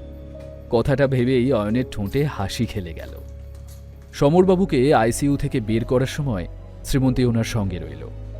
এদিকে শ্রীমন্তীর বানানো টিফিনটা অয়ন শেষ করতে না করতেই ওর মোবাইলটা বেজে উঠল। ফোন ওঠাতেই অয়ন দিশার গলা শুনতে পেল। অয়নদা, প্লিজ বাঁচাও আমাকে, না হলে আমার সর্বনাশ হয়ে যাবে। অয়ন জিজ্ঞেস করল, আবার নতুন করে কি নাটক শুরু করলে দিশা? দিশা কাঁদতে কাঁদতে বলল, অয়নদা, আমি এখন মনীষ আগরওয়ালের ক্লাবে আছি। এখানে কয়েকটা লোক আমার সাথে খুব অসভ্যতামি করছে। আমি গৌরবকে আর সূর্যকে অনেকবার ফোন করার চেষ্টা করছি, কিন্তু ওদের পাচ্ছি না, তাই বাধ্য হয়ে তোমাকে ফোন করেছি। তুমি প্লিজ জলদি। দিশা কথাগুলো বলতে বলতেই কেউ ওর হাত থেকে ফোনটা কেড়ে মাটিতে ছুঁড়ে দিল। ফোনের মধ্যে থেকে অয়ন দিশার চিৎকার এবং কয়েকটা গুন্ডার গলার আওয়াজ পরিষ্কার শুনতে পাচ্ছিল। পালিয়ে কোথায় যাবে সোনা? যতক্ষণ না আমাদের মন ভরছে ততক্ষণ আজ আমরা তোমাকে ছাড়বো না, আর এখানে কেউ তোমাকে বাঁচাতে আসবে না। দিশা আতঙ্কে চেঁচিয়ে ওঠার সঙ্গে সঙ্গেই গুন্ডাগুলো জোরে হেসে উঠল। দিশার কান্না আর গুন্ডাগুলোর হাসাহাসির আওয়াজ স্পষ্ট কানে আসছিল অয়নের। ও দ্রুত শ্রীমন্তীর কাছে গিয়ে বলল, শ্রীমন্তী, আমাকে একটা জরুরি কাজে বেরোতে হবে এক্ষুনি, আমি একটু পরেই ফিরে আসছি। শ্রীমন্তী ওর দিকে ফিরে কোনো উত্তর দেওয়ার আগেই অয়ন ওখান থেকে বেরিয়ে গেল। এদিকে মনীষ আগরওয়ালের ক্লাবে পৌঁছে অয়ন দেখল পুরো ক্লাব খালি, সেখানে কেউ নেই। কেমন একটা ষড়যন্ত্রের আভাস পেল অয়ন। দুরু দুরু বুকে ভেতরে এগোতে যেতেই পেছন থেকে একটা হাত এসে ওর নাকে একটা রুমাল জোরে চেপে ধরল।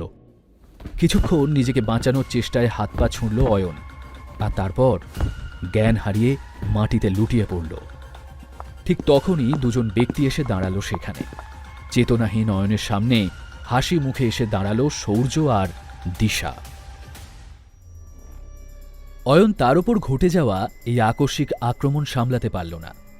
নাকে চেপে থাকা রুমালটা সরানোর আপ্রাণ চেষ্টা করলেও শেষ পর্যন্ত ওর শরীরটা অবশ হয়ে এলো। একটা সময় সম্পূর্ণ অজ্ঞান হয়ে মাটিতে লুটিয়ে পড়ল অয়ন। অয়নের নাকে চেপে ধরা রুমালটাতে ক্লোরোফর্ম ছিল, আর সে কারণেই জ্ঞান হারিয়েছিল অয়ন। অয়ন অজ্ঞান হয়ে যেতেই ওর সামনে এসে দুজন উপস্থিত হল। তারা হল সৌর্য এবং দিশা। দুজনের মুখে বিজয়ীর হাসি। দিশা সৌর্যকে বলল, মনীষ আগরওয়ালকে বলো ওর কাজ শুরু করে দিতে। এরপর কি হলো কিছুই জানা গেল না। পরের দিন যখন অয়নের জ্ঞান এলো তখন ও দেখল ও নিজের ঘরে। তখন ওর মাথা ঝিমঝিম করছিল। গত রাতের কথা মনে পড়তেই চমকে উঠল অয়ন। আপন মনেই বিড়বিড় করে উঠল, আমি এখানে কি করে এলাম? কাল রাতে কি হয়েছিল আমার সাথে? ওদিকে শ্রীমন্তীর বাবা হসপিটালে রয়েছেন, আর শ্রীমন্তী যদি জানতে পারে আমি বাড়িতে আছি তাহলে কত খারাপ লাগবে ওর। কিন্তু কাল রাতে আমার সাথে কি হয়েছিল সেটা আমাকে জানতেই হবে। অয়ন দ্রুত নিজের মোবাইলটা বের করে দিশাকে ফোন করল।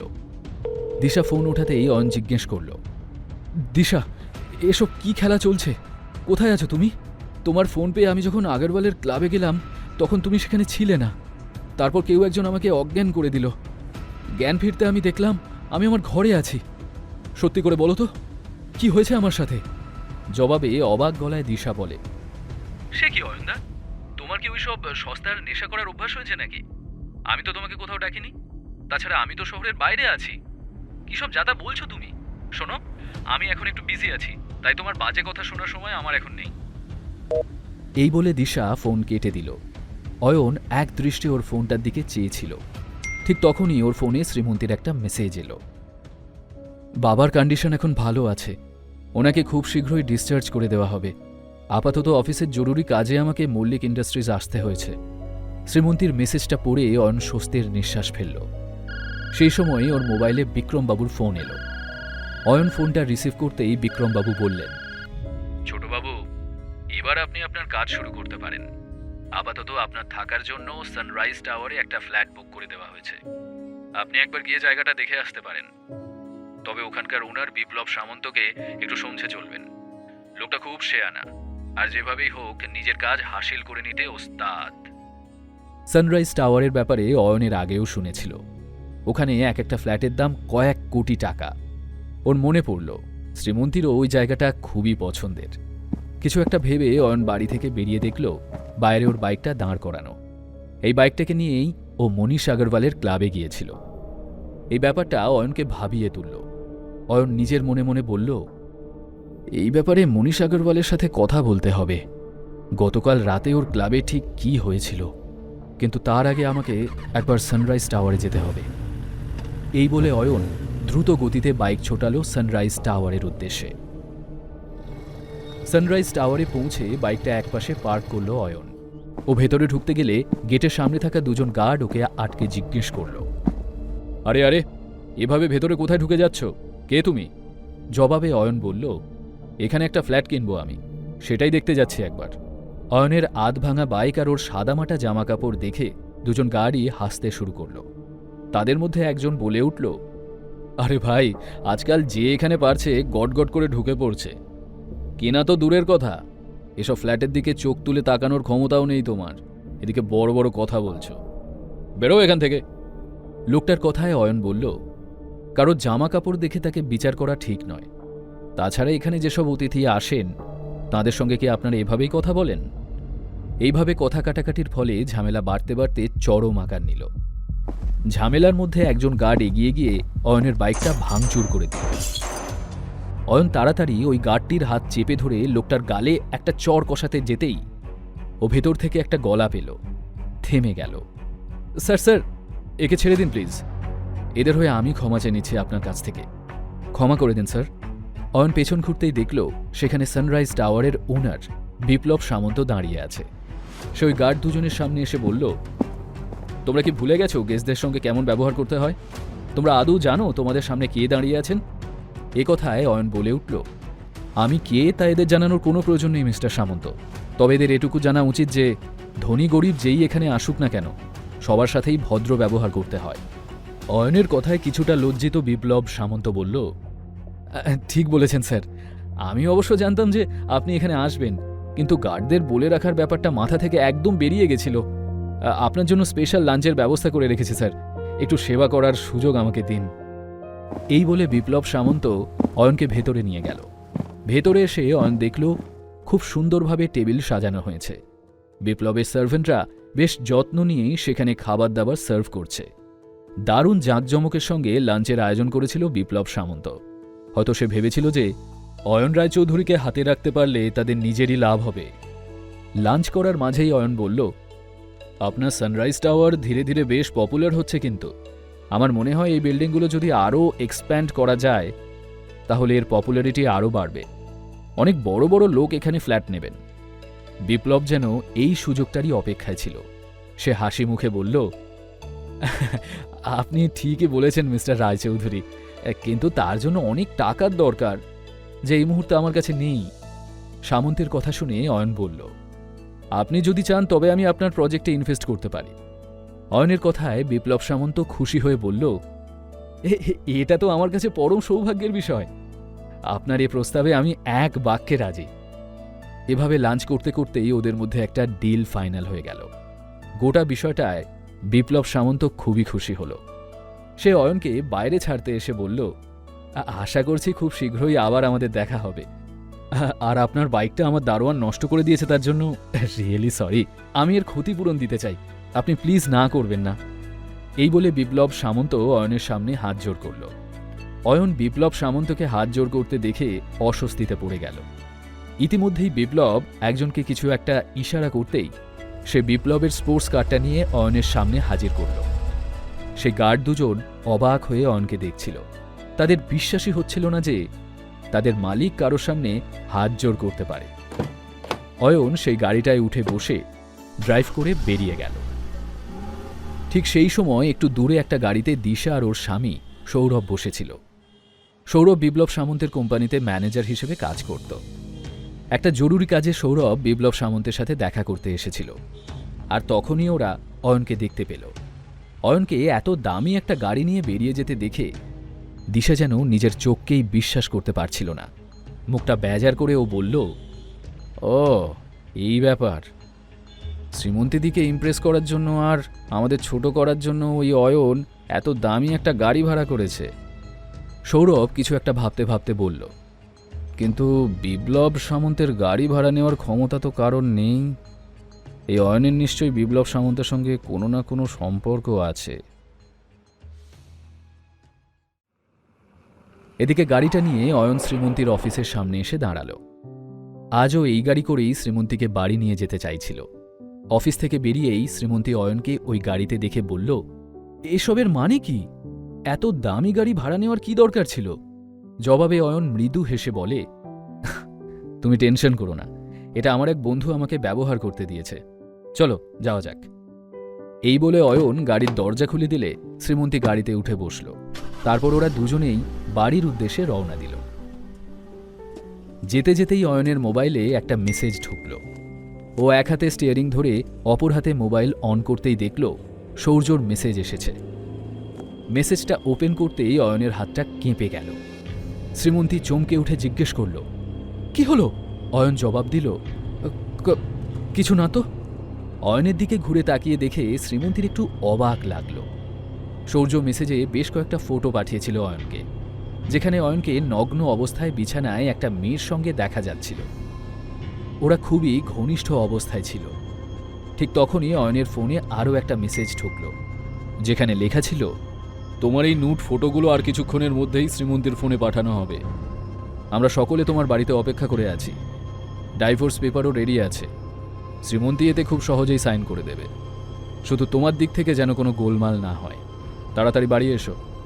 আজ আমরা তোমাকে এই পরিবার থেকে ধাক্কা দিয়ে বের করে তবেই দম নেব। মেসেজটা দেখে অয়নের মাথা খারাপ হওয়ার জোগাড় হলো। শ্রীমন্তী আশ্চর্য হয়ে অয়নকে দেখতে দেখতে বলল, তোমার যদি কোনো প্রবলেম হয়ে থাকে তবে আমাকে বলতে পারো। অয়ন কোনো জবাব দিল না। কিছুক্ষণের মধ্যেই ওরা বাড়ি পৌঁছে গেল। ওনার বাড়িতে আগে থেকেই সুরভি দেবী সৌর্য এবং দিশার সঙ্গে উপস্থিত ছিলেন। রাগে ওনার মুখ চোখ লাল হয়ে উঠেছিল। সামনের টেবিলেই রাখা ছিল অয়ন আর শ্রীমন্তীর ডিভোর্সের কাগজপত্র। শ্রীমন্তী আর অয়ন বাড়ি পৌঁছাতেই সুরভি দেবী ওদের কাছে এসে চিৎকার করে উঠলেন, অয়ন, তুমি আর এ বাড়িতে চৌকাট পেরোনোর দুঃসাহস দেখিও না। এতদিন তুমি আমার মেয়ের জীবনে একটা দাগ ছিলে, কিন্তু এখন তো তুমি শ্রীমন্তীর জীবনের একটা কলঙ্ক। তোমার এত সাহস কি করে হলো যে তুমি আমার মেয়ের সঙ্গে বিশ্বাসঘাতকতা করলে? জবাবে অয়ন বলল, এই সব মিথ্যে। এই ফটোগুলোতে যা দেখা যাচ্ছে আমি কিচ্ছু জানি না। কিভাবে ওই ফটোগুলো এসেছে আমার সত্যিই জানা নেই। সৌর্য ওকে থামিয়ে চিৎকার করে উঠল, একদম বাজে কথা বলবে না। এই ছবিগুলো দেখে যে কেউ বলবে যে এগুলো তোমারই ছবি। এই বলে সৌর্য নিজের মোবাইলটা বের করে শ্রীমন্তীর দিকে এগিয়ে দিল। শ্রীমন্তী অবাক হয়ে ফটোগুলো দেখছিল। দেখতে দেখতে শ্রীমন্তীর চোখে জল চলে এসে গিয়েছিল। শ্রীমন্তী এক ঝলক অয়নের দিকে তাকালো। অয়ন বলে উঠল, শ্রীমন্তী, শ্রীমন্তী, এসব মিথ্যে, সব ষড়যন্ত্র। তোমার আর আমার সম্পর্কটা শেষ করে দেওয়ার জন্য সব প্ল্যান করা হয়েছে। এই ছবিগুলো এরা কোথা থেকে এনেছে আমি জানি না। অয়নের কথায় দিশা চিৎকার করে বলল, তাহলে সত্যিটা কি তুমিই বলো?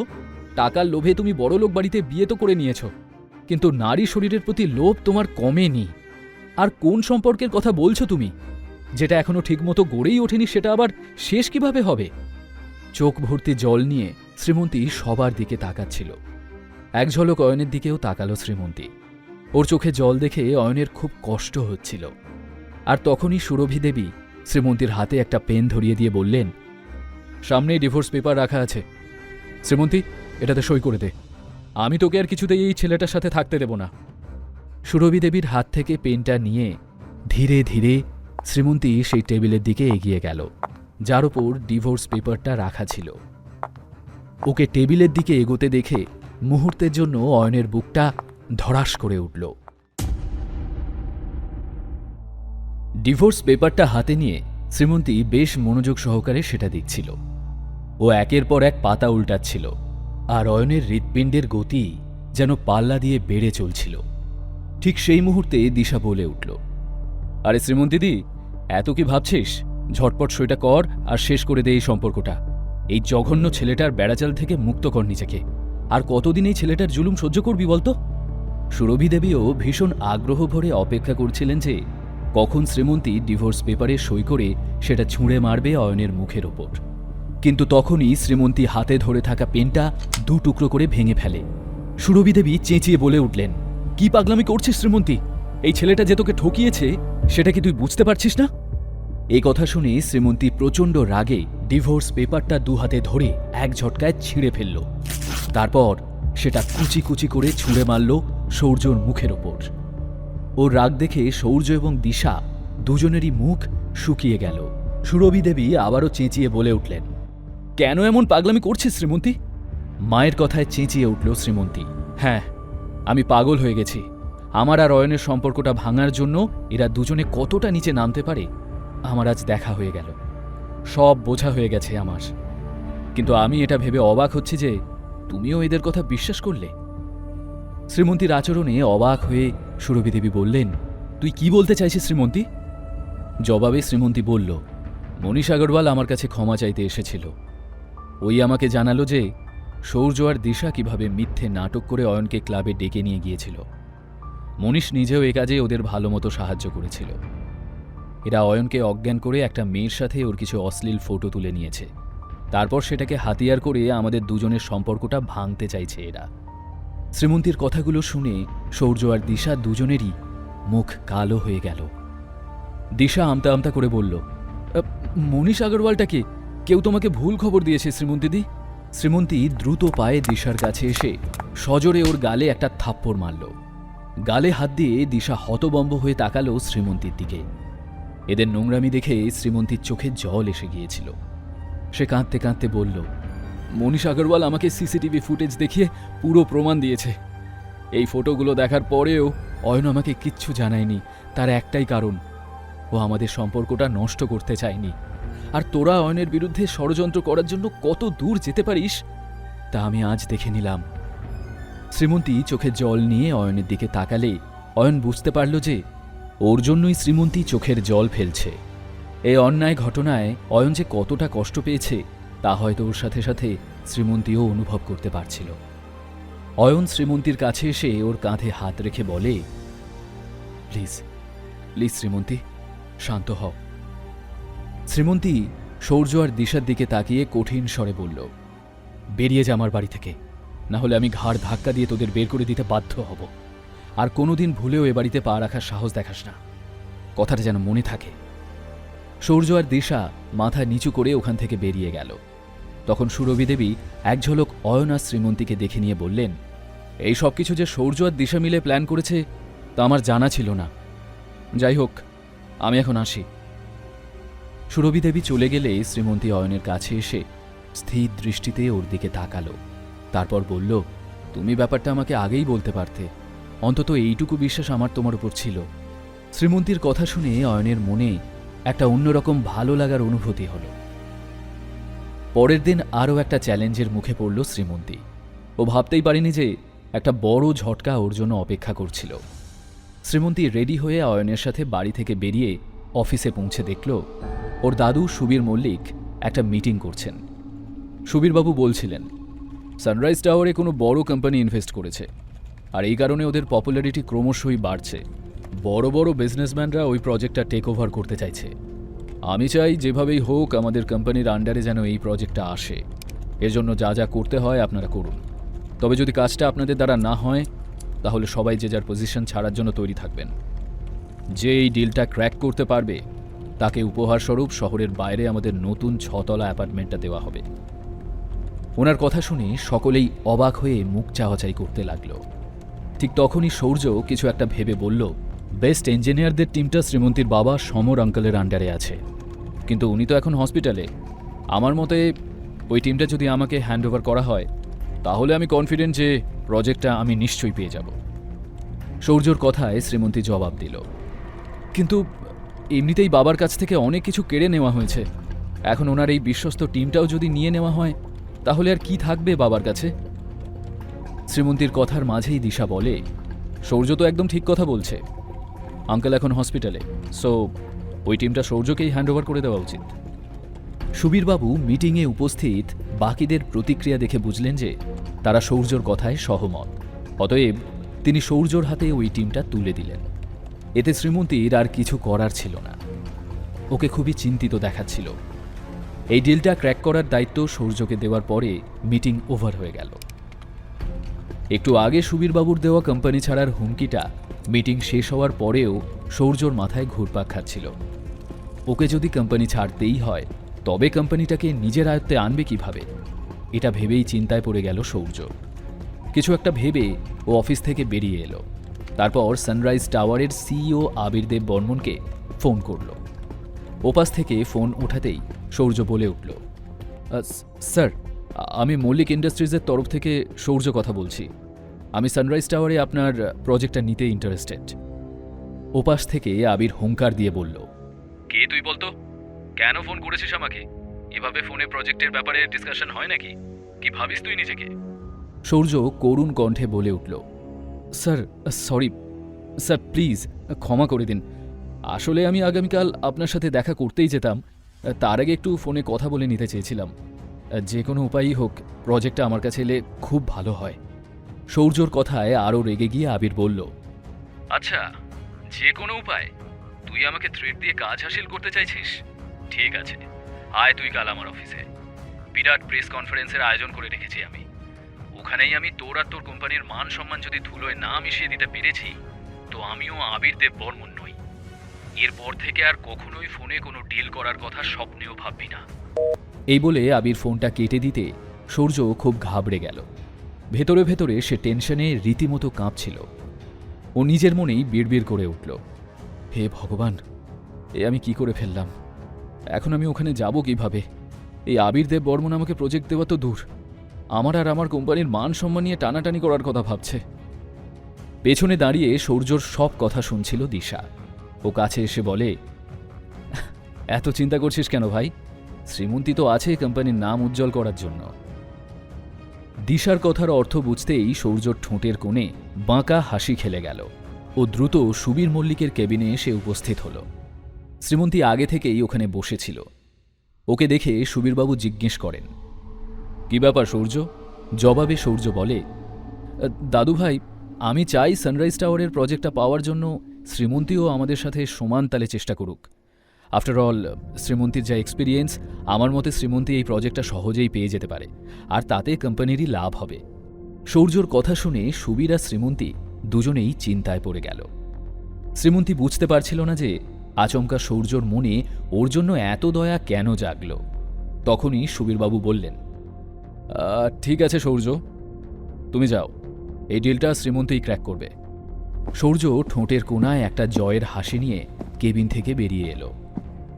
দিশা বাইরে অপেক্ষা করছিল।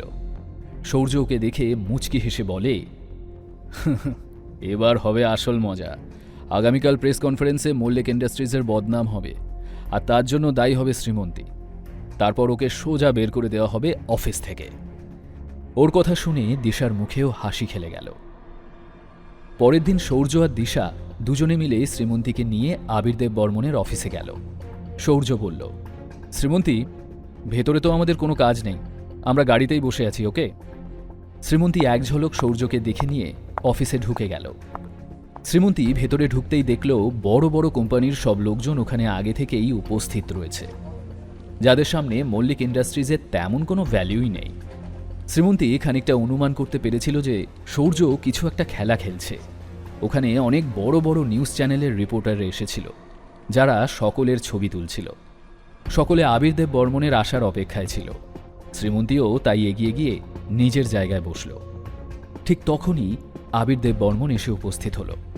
সে এক ঝলক সবার দিকে তাকিয়ে নিয়ে উঁচু স্বরে জিজ্ঞেস করল, এখানে মল্লিক ইন্ডাস্ট্রিজ থেকে কি কেউ এসেছে?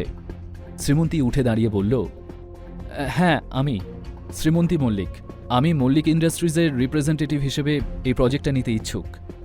শ্রীমন্তীকে ভালো করে দেখে নিয়ে আবির বলল, আপনি আমার পাশে এসে বসুন।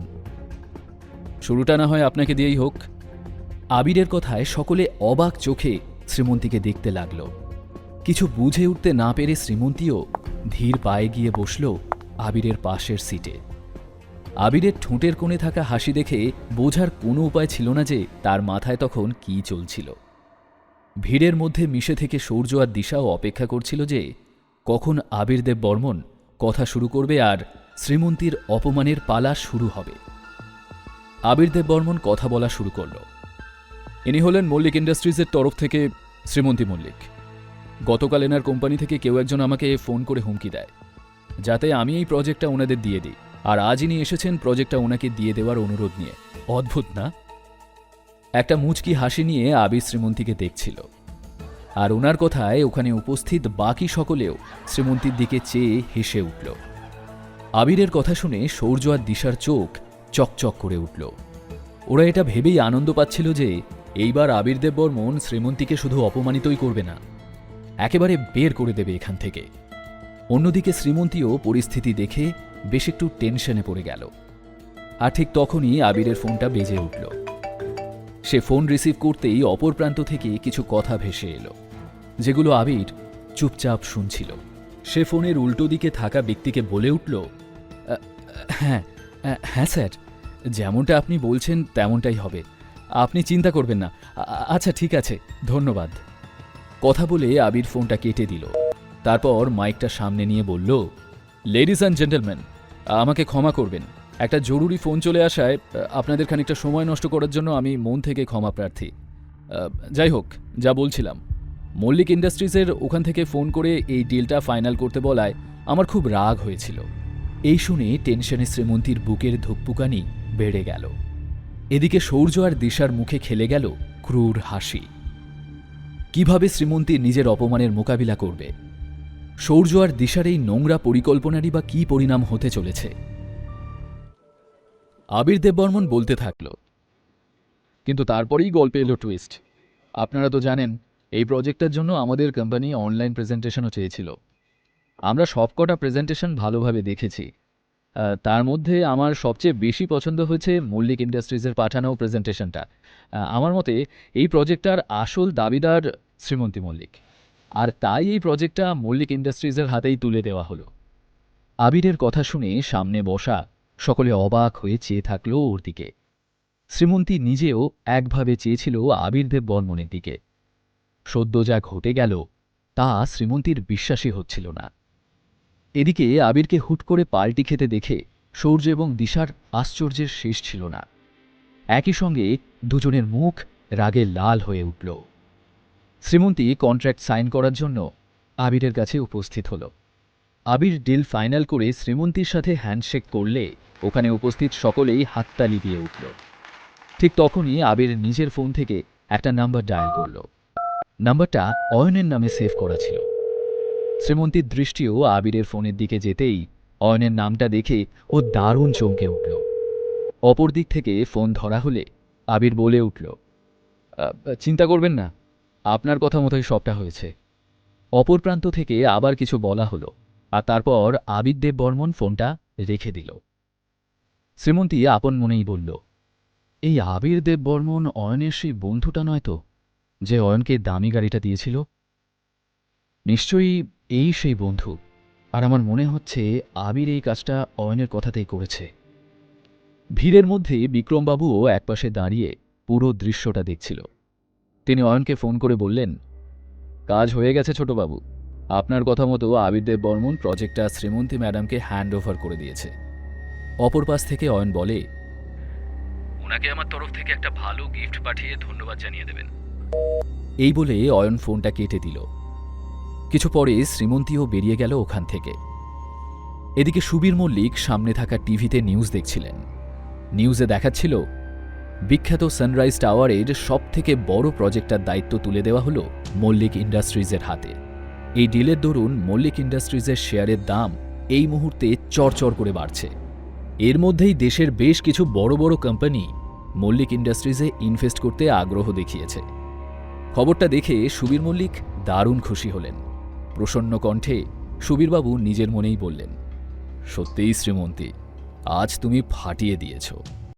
ঠিক সেই মুহূর্তে দরজায় মৃদু টোকা পড়ল, আর দরজা খুলে ভেতরে প্রবেশ করল শ্রীমন্তী। ওকে দেখে সুবীরবাবু উচ্ছ্বসিত হয়ে বললেন, এসো এসো দিদিভাই, আমি এতক্ষণ ধরে তোমারই অপেক্ষা করছিলাম। শ্রীমন্তী ভেতরে ঢুকে খুশিতে সুবীরবাবুকে জড়িয়ে ধরল। নাতনির মাথায় হাত রেখে সুবীরবাবু বলেন, আজ তুমি দারুণ কাজ করেছ। I am so proud of you. বলো, কি গিফট চাও তুমি?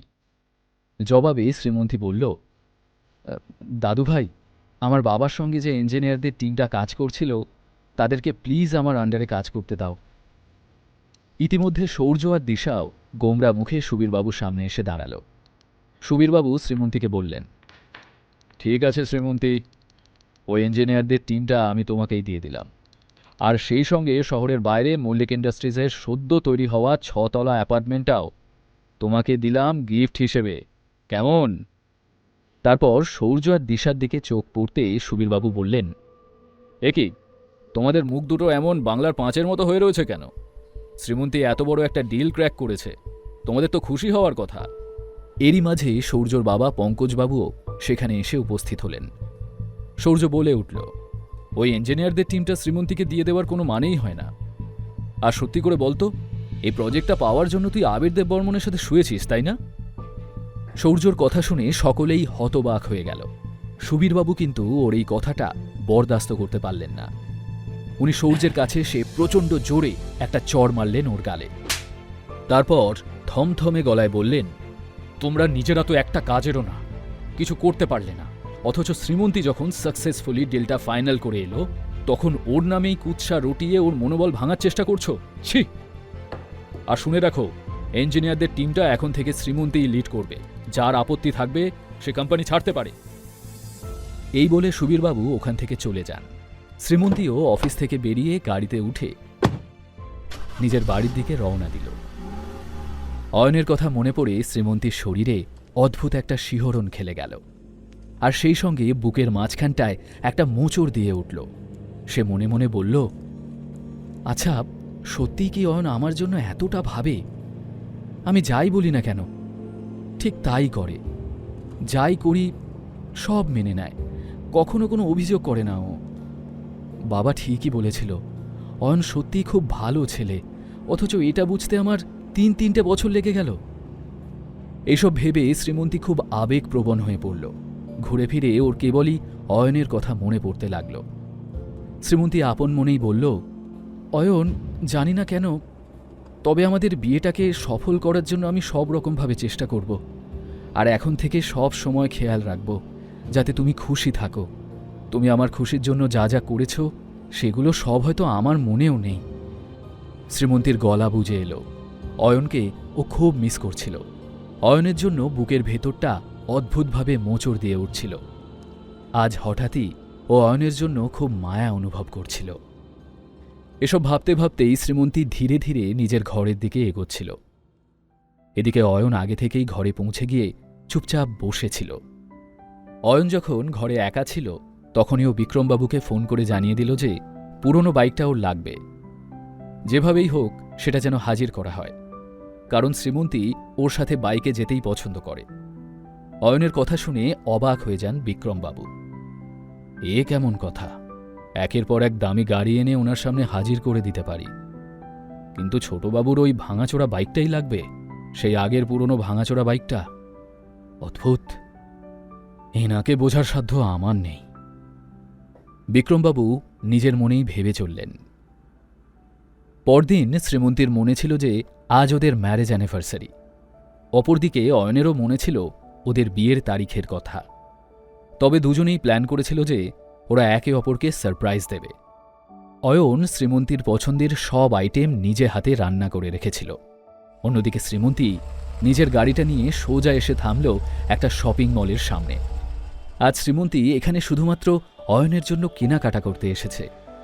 ও অয়নের জন্য উপহার কিনতে চায়, সেই সাথে ওকে থ্যাঙ্কসও জানাতে চায়। কিছু একটা ভেবে শ্রীমন্তী নিজের মোবাইলটা বের করল। এরপর অয়নকে মেসেজ করল, আজ অফিসে একটু বেশি কাজ পড়ে গেছে, তাই আমার ফিরতে লেট হতে পারে। ওপাশ থেকে অয়নের জবাব এলো, ঠিক আছে, আমি অপেক্ষা করব।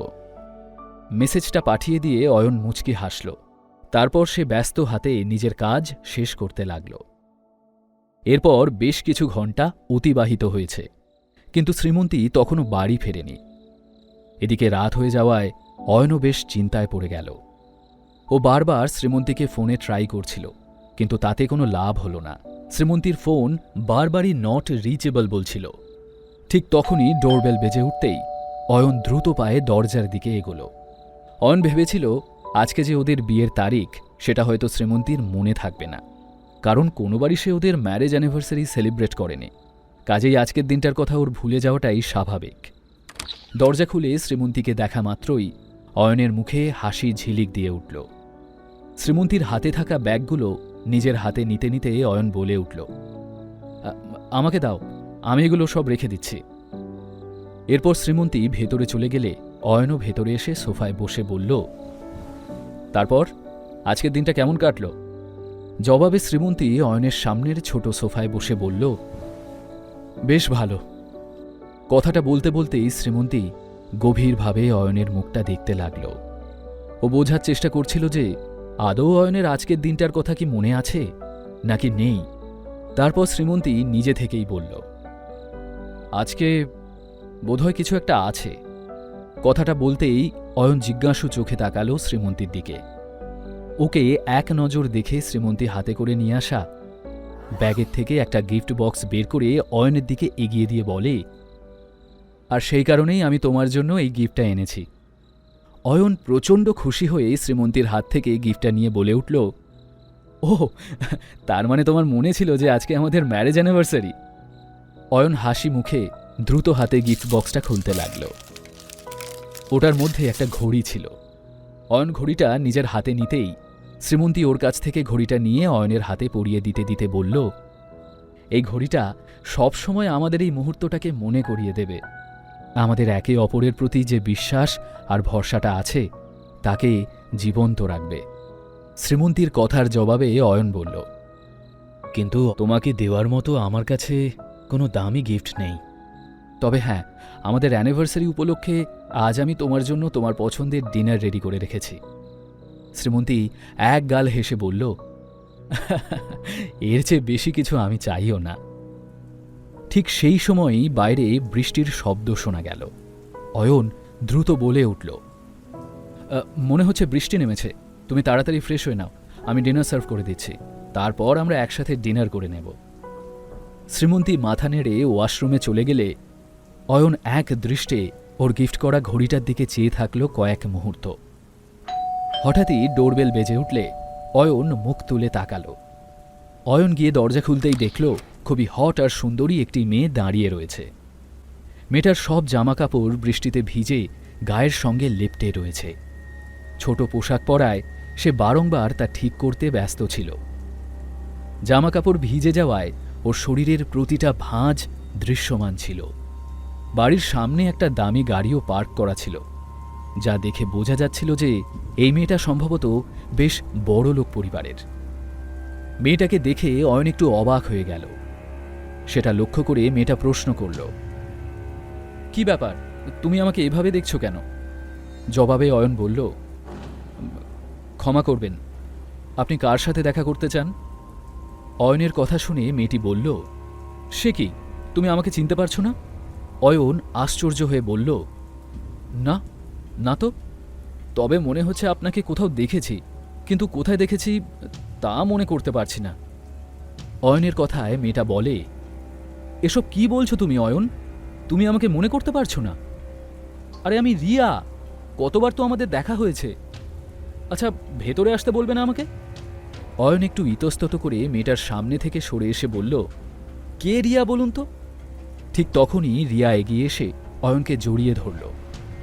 অয়ন প্রায় হতবাক হয়ে বলে উঠল, এই এসব কি হচ্ছে? কে তুমি? ছাড়ো আমাকে। রিয়া অয়নকে আরো শক্ত করে জড়িয়ে ধরে বলল, এই তো, তুমি একটু আগেই বললে যে তুমি আমাকে দেখেছ, এত তাড়াতাড়ি কি করে ভুলে যেতে পারো তাহলে অয়ন? আর এসব আমরা প্রথমবার করছি নাকি? ইতিমধ্যে শ্রীমন্তী সেখানে এসে উপস্থিত হল। একটা অচেনা মেয়েকে অয়নের গলা জড়িয়ে ধরে থাকতে দেখে ওর পায়ের তলার মাটি সরে গেল যেন। ও চিৎকার করে জিজ্ঞেস করল, এসব কি অয়ন? এই মেয়েটা কে? মোহময়ী চোখে রিয়া শ্রীমন্তীর দিকে চেয়ে বলল, তুমি জানো না আমি কে? জবাবে শ্রীমন্তী মাথা নেড়ে না বললে রিয়া বলে উঠল, তাহলে শোনো, আমি অয়নের ওয়াইফ। কথাটা শুনে অয়নের মাথা যেন হঠাৎ করে কাজ করা বন্ধ করে দিল। এদিকে শ্রীমন্তী রিয়ার দিকে তাকালো অবাক হয়ে। রিয়ার কথা শুনে অয়নের মাথা যেন মুহূর্তের জন্য কাজ করা বন্ধ করে দিল। এদিকে শ্রীমন্তী রিয়ার দিকে এগিয়ে এসে বলল, এসব কি বলছো তুমি? অয়ন আমার হাজব্যান্ড, প্রলাপ বকা বন্ধ করো। এরপর রিয়া একবার অয়নের দিকে তাকিয়ে খিলখিল করে হেসে উঠল, আর সেই সাথে শ্রীমন্তীও খিলখিলিয়ে হেসে উঠল। অয়ন নিজেকে একটু সামলে নিয়ে বলল, এসব কি ফাজলামো হচ্ছে শ্রীমন্তী? কি চলছে বলো তো? জবাবে শ্রীমন্তী হাসি সামলে বলল, ভেরি সরি অয়ন, এগুলো সব একটা প্র্যাঙ্ক ছিল। আসলে রিয়ার সাথে আমার একটা শর্ত হয়েছিল। ও বলেছিল সব ছেলেই নাকি ওকে এক দেখাতেই ক্রাশ খায়। তো আমি বললাম, বেশ, তোর কথা তখনই বিশ্বাস করা যাবে যখন এর একটা টেস্ট হবে। আর সেই টেস্টটা আমরা তোমার উপরেই করলাম। কিন্তু রিয়া এই টেস্টে ফেল করেছে। I am so proud of you Ayan. এবার রিয়া মুচকি হেসে বলল, তবে তুমি চাইলে আমি তোমার সেকেন্ড ওয়াইফ হতেই পারি অয়নদা। অয়নকে একবার দেখে নিয়ে বিরক্তভাবে বলল, শাট আপ। ঠিক তখনই রিয়ার ফোনটা বেজে উঠল। ও ফোনটা রিসিভ করতেই ওপাশ থেকে কেউ কিছু একটা বলায় রিয়া ফোনটা কেটে দিয়ে বলল, সরি গাইজ, আমাকে একটা আর্জেন্ট কাজে বেরিয়ে যেতে হবে। শ্রীমন্তী বলে উঠল, সে কি, আমি তোকে এখানে আমাদের অ্যানিভার্সারি সেলিব্রেট করতে রেখেছিলাম, আর তুই বলছিস চলে যাবি? জবাবে রিয়া উদাস মুখে বলল, সরি, আর আজ আমাকে যেতেই হবে, তবে সময় পেলেই আমি আবার চলে আসবো। ওকে, বাই শ্রীমন্তী, বাই অয়নদা। এই বলে রিয়া ওখান থেকে বেরিয়ে গেল। এদিকে মল্লিক ম্যানশনের সামনে হাঁটু মুড়ে বসেছিল সূর্য। গত 6 ঘন্টা ধরে সে ওই একই অবস্থায় রয়েছে। দুটো পা ব্যথা করতে করতে এখন একেবারে অবশ হয়ে গেছে। বিরক্ত হয়ে নিজের মনেই বিড়বিড় করে উঠল সূর্য। কে জানে বাবা এতক্ষণ ধরে ভেতরে কি করছে, কোথায় দাদুকে চটজলদি ম্যানেজ করে নেবে তা নয়। ঠিক তখনই দরজা খুলে বিজয়ীর হাসি নিয়ে বেরিয়ে এলেন সূর্যর বাবা পঙ্কজ মল্লিক। বাবাকে দেখে সূর্য উদ্গ্রীব হয়ে উঠে দাঁড়িয়ে জিজ্ঞেস করল, বাবা, কি কথা হলো ভেতরে? দাদু কি ক্ষমা করেছে আমাকে? পঙ্কজ মল্লিক ইতিবাচক মাথা নেড়ে বললেন, হ্যাঁ, কিন্তু আমি তোমার উপর এখনও রেগে আছি সূর্য। দাদুর কথার ওপরে তোমার কথা বলা উচিত হয়নি। বাবা যখন বললেন যে ওই টিমটা শ্রীমন্তী লিড করবে, তখন কেন তুমি ওনার এগেনস্টে কথা বললে? মনে রেখো, উনি আমাদের ফ্যামিলির হেড, তাই ওনার প্রতিটা সিদ্ধান্তকে আমাদের রেসপেক্ট করা উচিত। বাবার কথা শুনে সৌর্য বলল, আই এম সরি বাবা, আমি খেয়াল রাখব এমন ঘটনা যাতে আর না ঘটে। তারপর পঙ্কজ বললেন, সৌর্য, ওই প্রজেক্টটা নিয়ে চিন্তা করো না, শুধু একটা কথা মাথায় রেখো, আগামীকাল তোমার দাদু শিলিগুড়ি যাচ্ছেন। উনি বেরোনোর আগে আমাদের একবার ওনার সাথে দেখা করতে হবে, বুঝেছ? ওর বাবার কথার আসল মানেটা বুঝতে অসুবিধা হলো না সৌর্যর। এদিকে অয়ন আর শ্রীমন্তী যে যার নিজের ঘরে শুয়েছিল। শুয়ে থাকলেও শ্রীমন্তীর ঘুম আসছিল না, ভীষণ একা লাগছিল ওর। অয়নের কথা বারবার মনে পড়ে যাচ্ছিল শ্রীমন্তীর। কিছু একটা ভেবে শ্রীমন্তী বিছানা থেকে উঠে ধীর পায়ে নিজের ঘর থেকে বেরিয়ে অয়নের ঘরের দিকে এগিয়ে গেল। অয়ন হঠাৎ করে দরজা খুলতেই ঠিক সামনে শ্রীমন্তীকে দাঁড়িয়ে থাকতে দেখল। একটা গোলাপি রঙের স্বচ্ছ সিল্কের নাইট ড্রেস পরেছিল শ্রীমন্তী। সেই পোশাকে শ্রীমন্তীর শরীরের কার্ভগুলো পরিষ্কার দৃশ্যমান ছিল। ওর অবিন্যস্ত চুল, নাইটের নিচের সামান্য কাটা অংশ দিয়ে দৃশ্যমান অনাবৃত পা, আর ওর চোখের অদ্ভুত আবেদন দেখে অয়ন নিজের বুকে ওঠা নিদারুণ ঝড়কে কোনো রকমে সামলে বলে উঠল, তুমি এখানে? কিছু দরকার আছে? অয়নের প্রশ্ন শুনে শ্রীমন্তী যেন ভাষা হারিয়ে ফেলল। জবাব দেওয়ার বদলে ও এদিকে ওদিকে তাকাতে লাগল। অয়নের দৃষ্টি থেকে নিজেকে আড়াল করতে অন্যদিকে মুখ ফিরিয়ে শ্রীমন্তী মনে মনে বলল, ইস, আমি সোজা তো চলে এলাম, কিন্তু এখন কি বলবো? হ্যাঁ, এটাই বলে দিই। শ্রীমন্তী বলে উঠল, আসলে আমার রুমের লাইটটা জ্বলছে না। অয়ন বলল, ও এই ব্যাপার, আমি এক্ষুনি ঠিক করে দিচ্ছি। এই বলে অয়ন শ্রীমন্তীকে পাশ কাটিয়ে যেতে গেলেই শ্রীমন্তী ওকে বাধা দিয়ে বলল, থাক, তার আর প্রয়োজন নেই। আজ শ্রীমন্তীর হলোটা কি? ও এমন বিহেভ কেন করছে? অয়ন কনফিউজড হয়ে গেল। ওর কনফিউশন দেখে শ্রীমন্তী নিজের কথাটা এক্সপ্লেন করে বলল, মানে আজকের রাতটা আমি এ ঘরেই শুয়ে পড়ছি। শ্রীমন্তীর কথাটা শুনে অয়ন খুবই নর্মাল রিয়াকশন দিয়ে বলল, আচ্ছা বেশ, তুমি তাহলে এ ঘরে শুয়ে পড়ো, আর আমি তোমার রুমে চলে যাচ্ছি। অয়নের কাছে এই জবাবটা আশা করেনি শ্রীমন্তী। ও স্তব্ধ হয়ে ভাবল, আচ্ছা মুশকিল, এই ছেলেটা কি আমার কথার মানেটা বুঝতে পারছে না? এদিকে ও যখন এসব ভাবছে, অয়ন নিজের চাদর আর বালিশ নিয়ে দরজার কাছে ফিরে এসে বাইরে বেরোতে যেতেই শ্রীমন্তী নিজের দুহাত ছড়িয়ে রাস্তা আটকে বলল, আমরা একসাথে শুতে পারি না বুঝি? শ্রীমন্তী এই প্রশ্নটা অয়নকে করলেও অয়ন তা শুনতে পেল না। আসলে নার্ভাস গলায় এত আস্তে শ্রীমন্তী প্রশ্নটা করল যে মনে হল যেন কোনো মৌমাছি গুনগুন করে উঠল। অয়ন জিজ্ঞাসু দৃষ্টিতে ওর বউকে দেখছিল, কিন্তু শ্রীমন্তীর আর সাহস হল না ওই প্রশ্নটা আর একবার করার। তাই ও বলল, থাক, ছেড়ে দাও, আমি তোমাকে কোনো অসুবিধায় ফেলতে চাই না।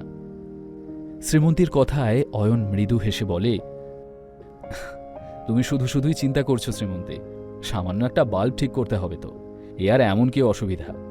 আমি বাল্বটা চেঞ্জ করে তোমার রুমের সোফাতে শুয়ে পড়ব। এবার শ্রীমন্তীর ধৈর্যের বাঁধ ভেঙে গেল। অয়ন রুম থেকে বেরোতে গেলে আরও একবার ওকে আটকিয়ে শ্রীমন্তী কোনো রকম এক্সপ্রেশন ছাড়াই বলল, থাক, বাদ দাও। অয়ন কনফিউজড হয়ে শ্রীমন্তীর দিকে তাকিয়ে জিজ্ঞেস করল, সে কি, বাল্বটা ঠিক করতে হবে না? অয়নের কথায় শ্রীমন্তী আশাহত মুখে অয়নকে এড়িয়ে ওর ঘর থেকে বেরিয়ে নিজের ঘরের দিকে যেতে যেতে বলল, ঘুমানোর সময় তো আর আমি আলো জ্বালিয়ে রাখব না, এনিওয়ে তুমি শুয়ে পড়ো। এই বলে শ্রীমন্তী দ্রুত পায়ে নিজের ঘরে গিয়ে সজোরে দরজা বন্ধ করে দিল। এক অদ্ভুত কষ্ট তোলপাড় করছিল ওর বুকের ভেতরটা। দুহাতে মুখ ঢেকে বিছানায় লুটিয়ে পড়ল শ্রীমন্তী। ইস, এত বোকা আমি, পৃথিবীর সব থেকে বড় বোকা। কি দরকার ছিল আমার অয়নের ঘরে যাওয়ার? এমনিতে তো সব দিব্যি বুঝে যায়, অথচ আজকেই ওকে ন্যাকা সেজে থাকতে হলো। উফ, এত এম্বারেসড লাগছে আমার, আজ বোধহয় আর ঘুমিয়ে আসবে না। আপন মনেই শ্রীমন্তী বিড়বিড় করছিল। পরের দিন সকালে ঘুম ভাঙতেই দুজনে ঝটপট রেডি হয়ে নিল। বাড়ি থেকে বেরিয়ে অয়ন আজ নিজের নতুন বাইকে শ্রীমন্তীকে অফিসে পৌঁছে দিল। ওকে ড্রপ করে অয়ন টার্ন নিতে যেতেই একটা গলা পেয়ে দুজনেই ঘুরে তাকালো।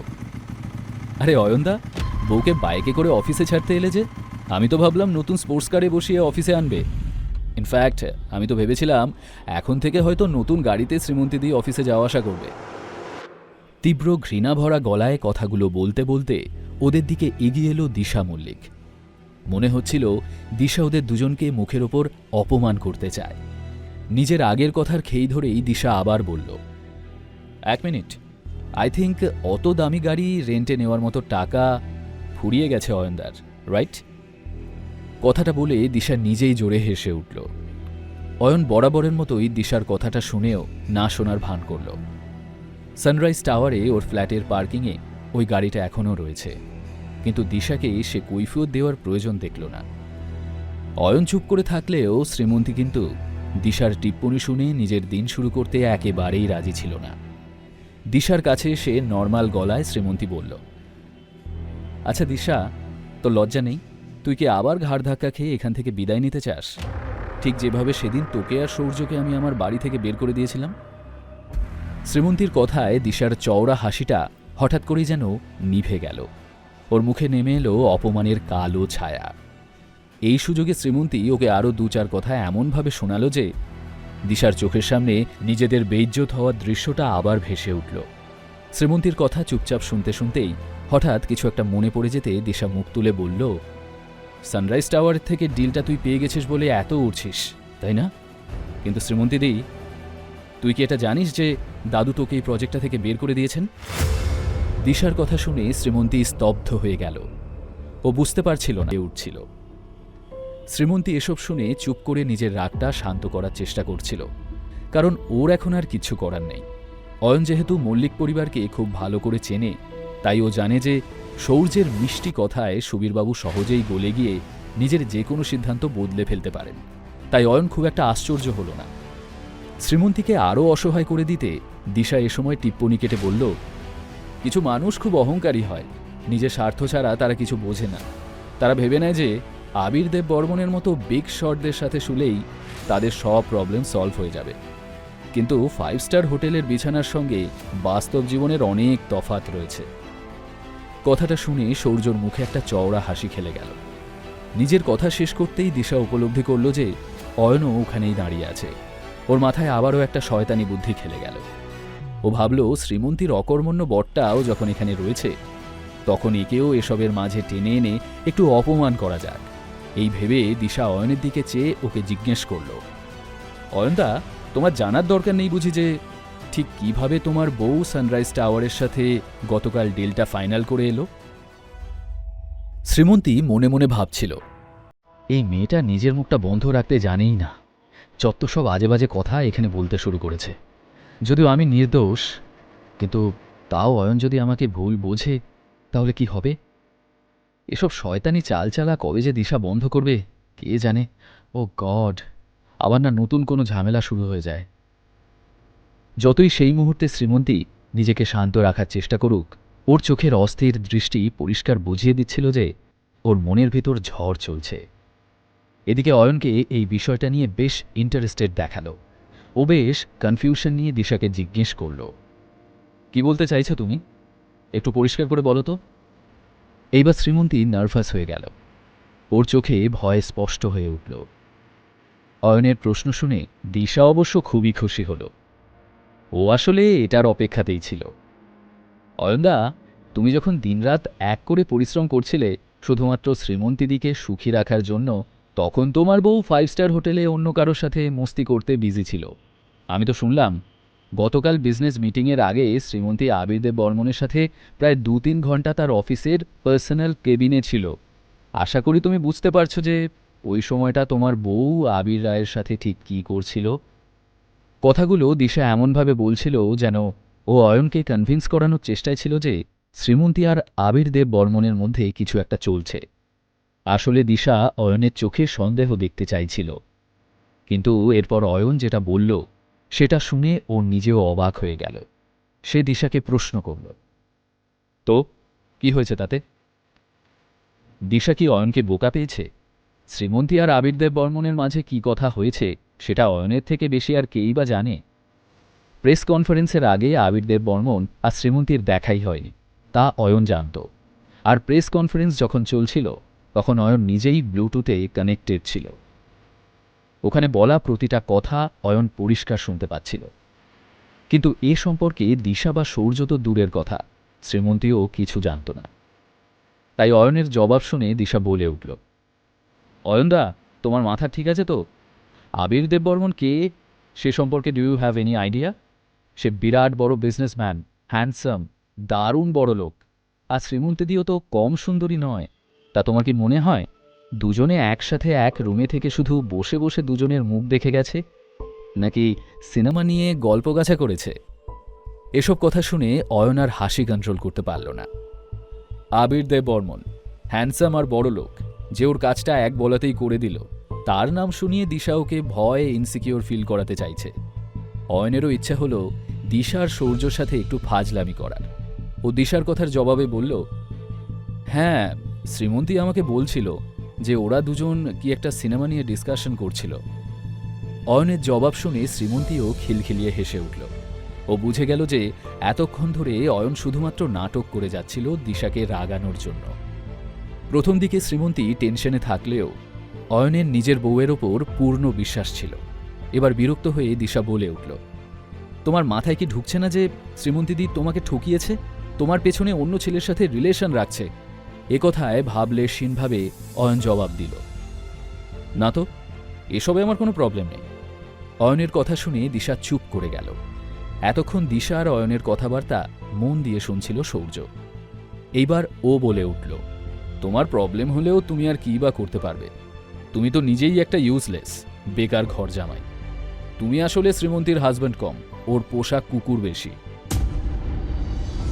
শ্রীমন্তীর কাছে তো তুমি একটা পারফেক্ট প্যাকেজ, যে একদিকে ওর ড্রাইভার, অন্যদিকে রাঁধুনি, আবার ওর বাড়ির চাকরও। আর এসব করে কিছু সময় বেঁচে গেলে তখন তুমি ওর পার্ট টাইম স্বামী। এই বলে সূর্য এমনভাবে ওকে দেখছিল যেন অয়ন কোনো নর্দমার কীট। এমনিতে অয়ন শ্রীমন্তীর ফ্যামিলি মেম্বারদের টিপ্পনির জবাবে কোনো কথা বলতো না। তবে শ্রীমন্তী যাদের যাদের অপছন্দ করত, অয়ন তাদের ছেড়ে কথাবার শুনে খানিকটা বোর হয়ে অয়ন বলল, সূর্য, আমার বউ আমাকে চিট করেছে আর তুমি ভরা বাজারে মার খেয়েছ। এই দুটো ব্যাপারের মাঝে কি সম্পর্ক আছে বলো তো? এক মিনিট, গতকাল মার খেয়ে তোমার মাথায় কোনো চোট লেগেছে নাকি? এবার সূর্য রাগে যেন পাগল হয়ে গেল। ও মেজাজ হারিয়ে চেঁচিয়ে উঠল, অয়ন, তুমি চুপ করবে? এদিকে অয়নকে দেখে শ্রীমন্তী মনে মনে বলল, অয়নের যে এরকম একটা ইন্টারেস্টিং দিক আছে সেটা ও আমাকে আগে কেন দেখায়নি? এখন তো কাল রাতে যা হয়েছে তাই নিয়েও আমার আর এম্বারেসমেন্ট ফিল হচ্ছে না। গত রাতের কথা ভাবতেই শ্রীমন্তীর মুখ লাল হয়ে উঠল আর ওর ঠোঁটে খেলে গেল লাজুক হাসি।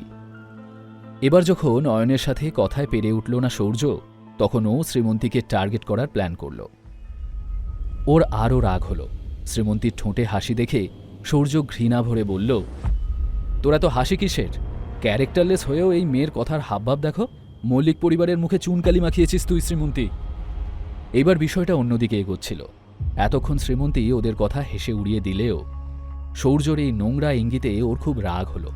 ও কিছু একটা বলতে যেতেই অয়ন গম্ভীর গলায় বলে উঠল, শ্রীমন্তীর ব্যাপারে আমি আর একটা কথাও শুনব না। এরপর থেকে আমার ওয়াইফের নামে আর একটা শব্দও যেন কেউ না বলে। অয়নের অ্যাটিটিউড দেখে সূর্য ঘাবড়ে গেল।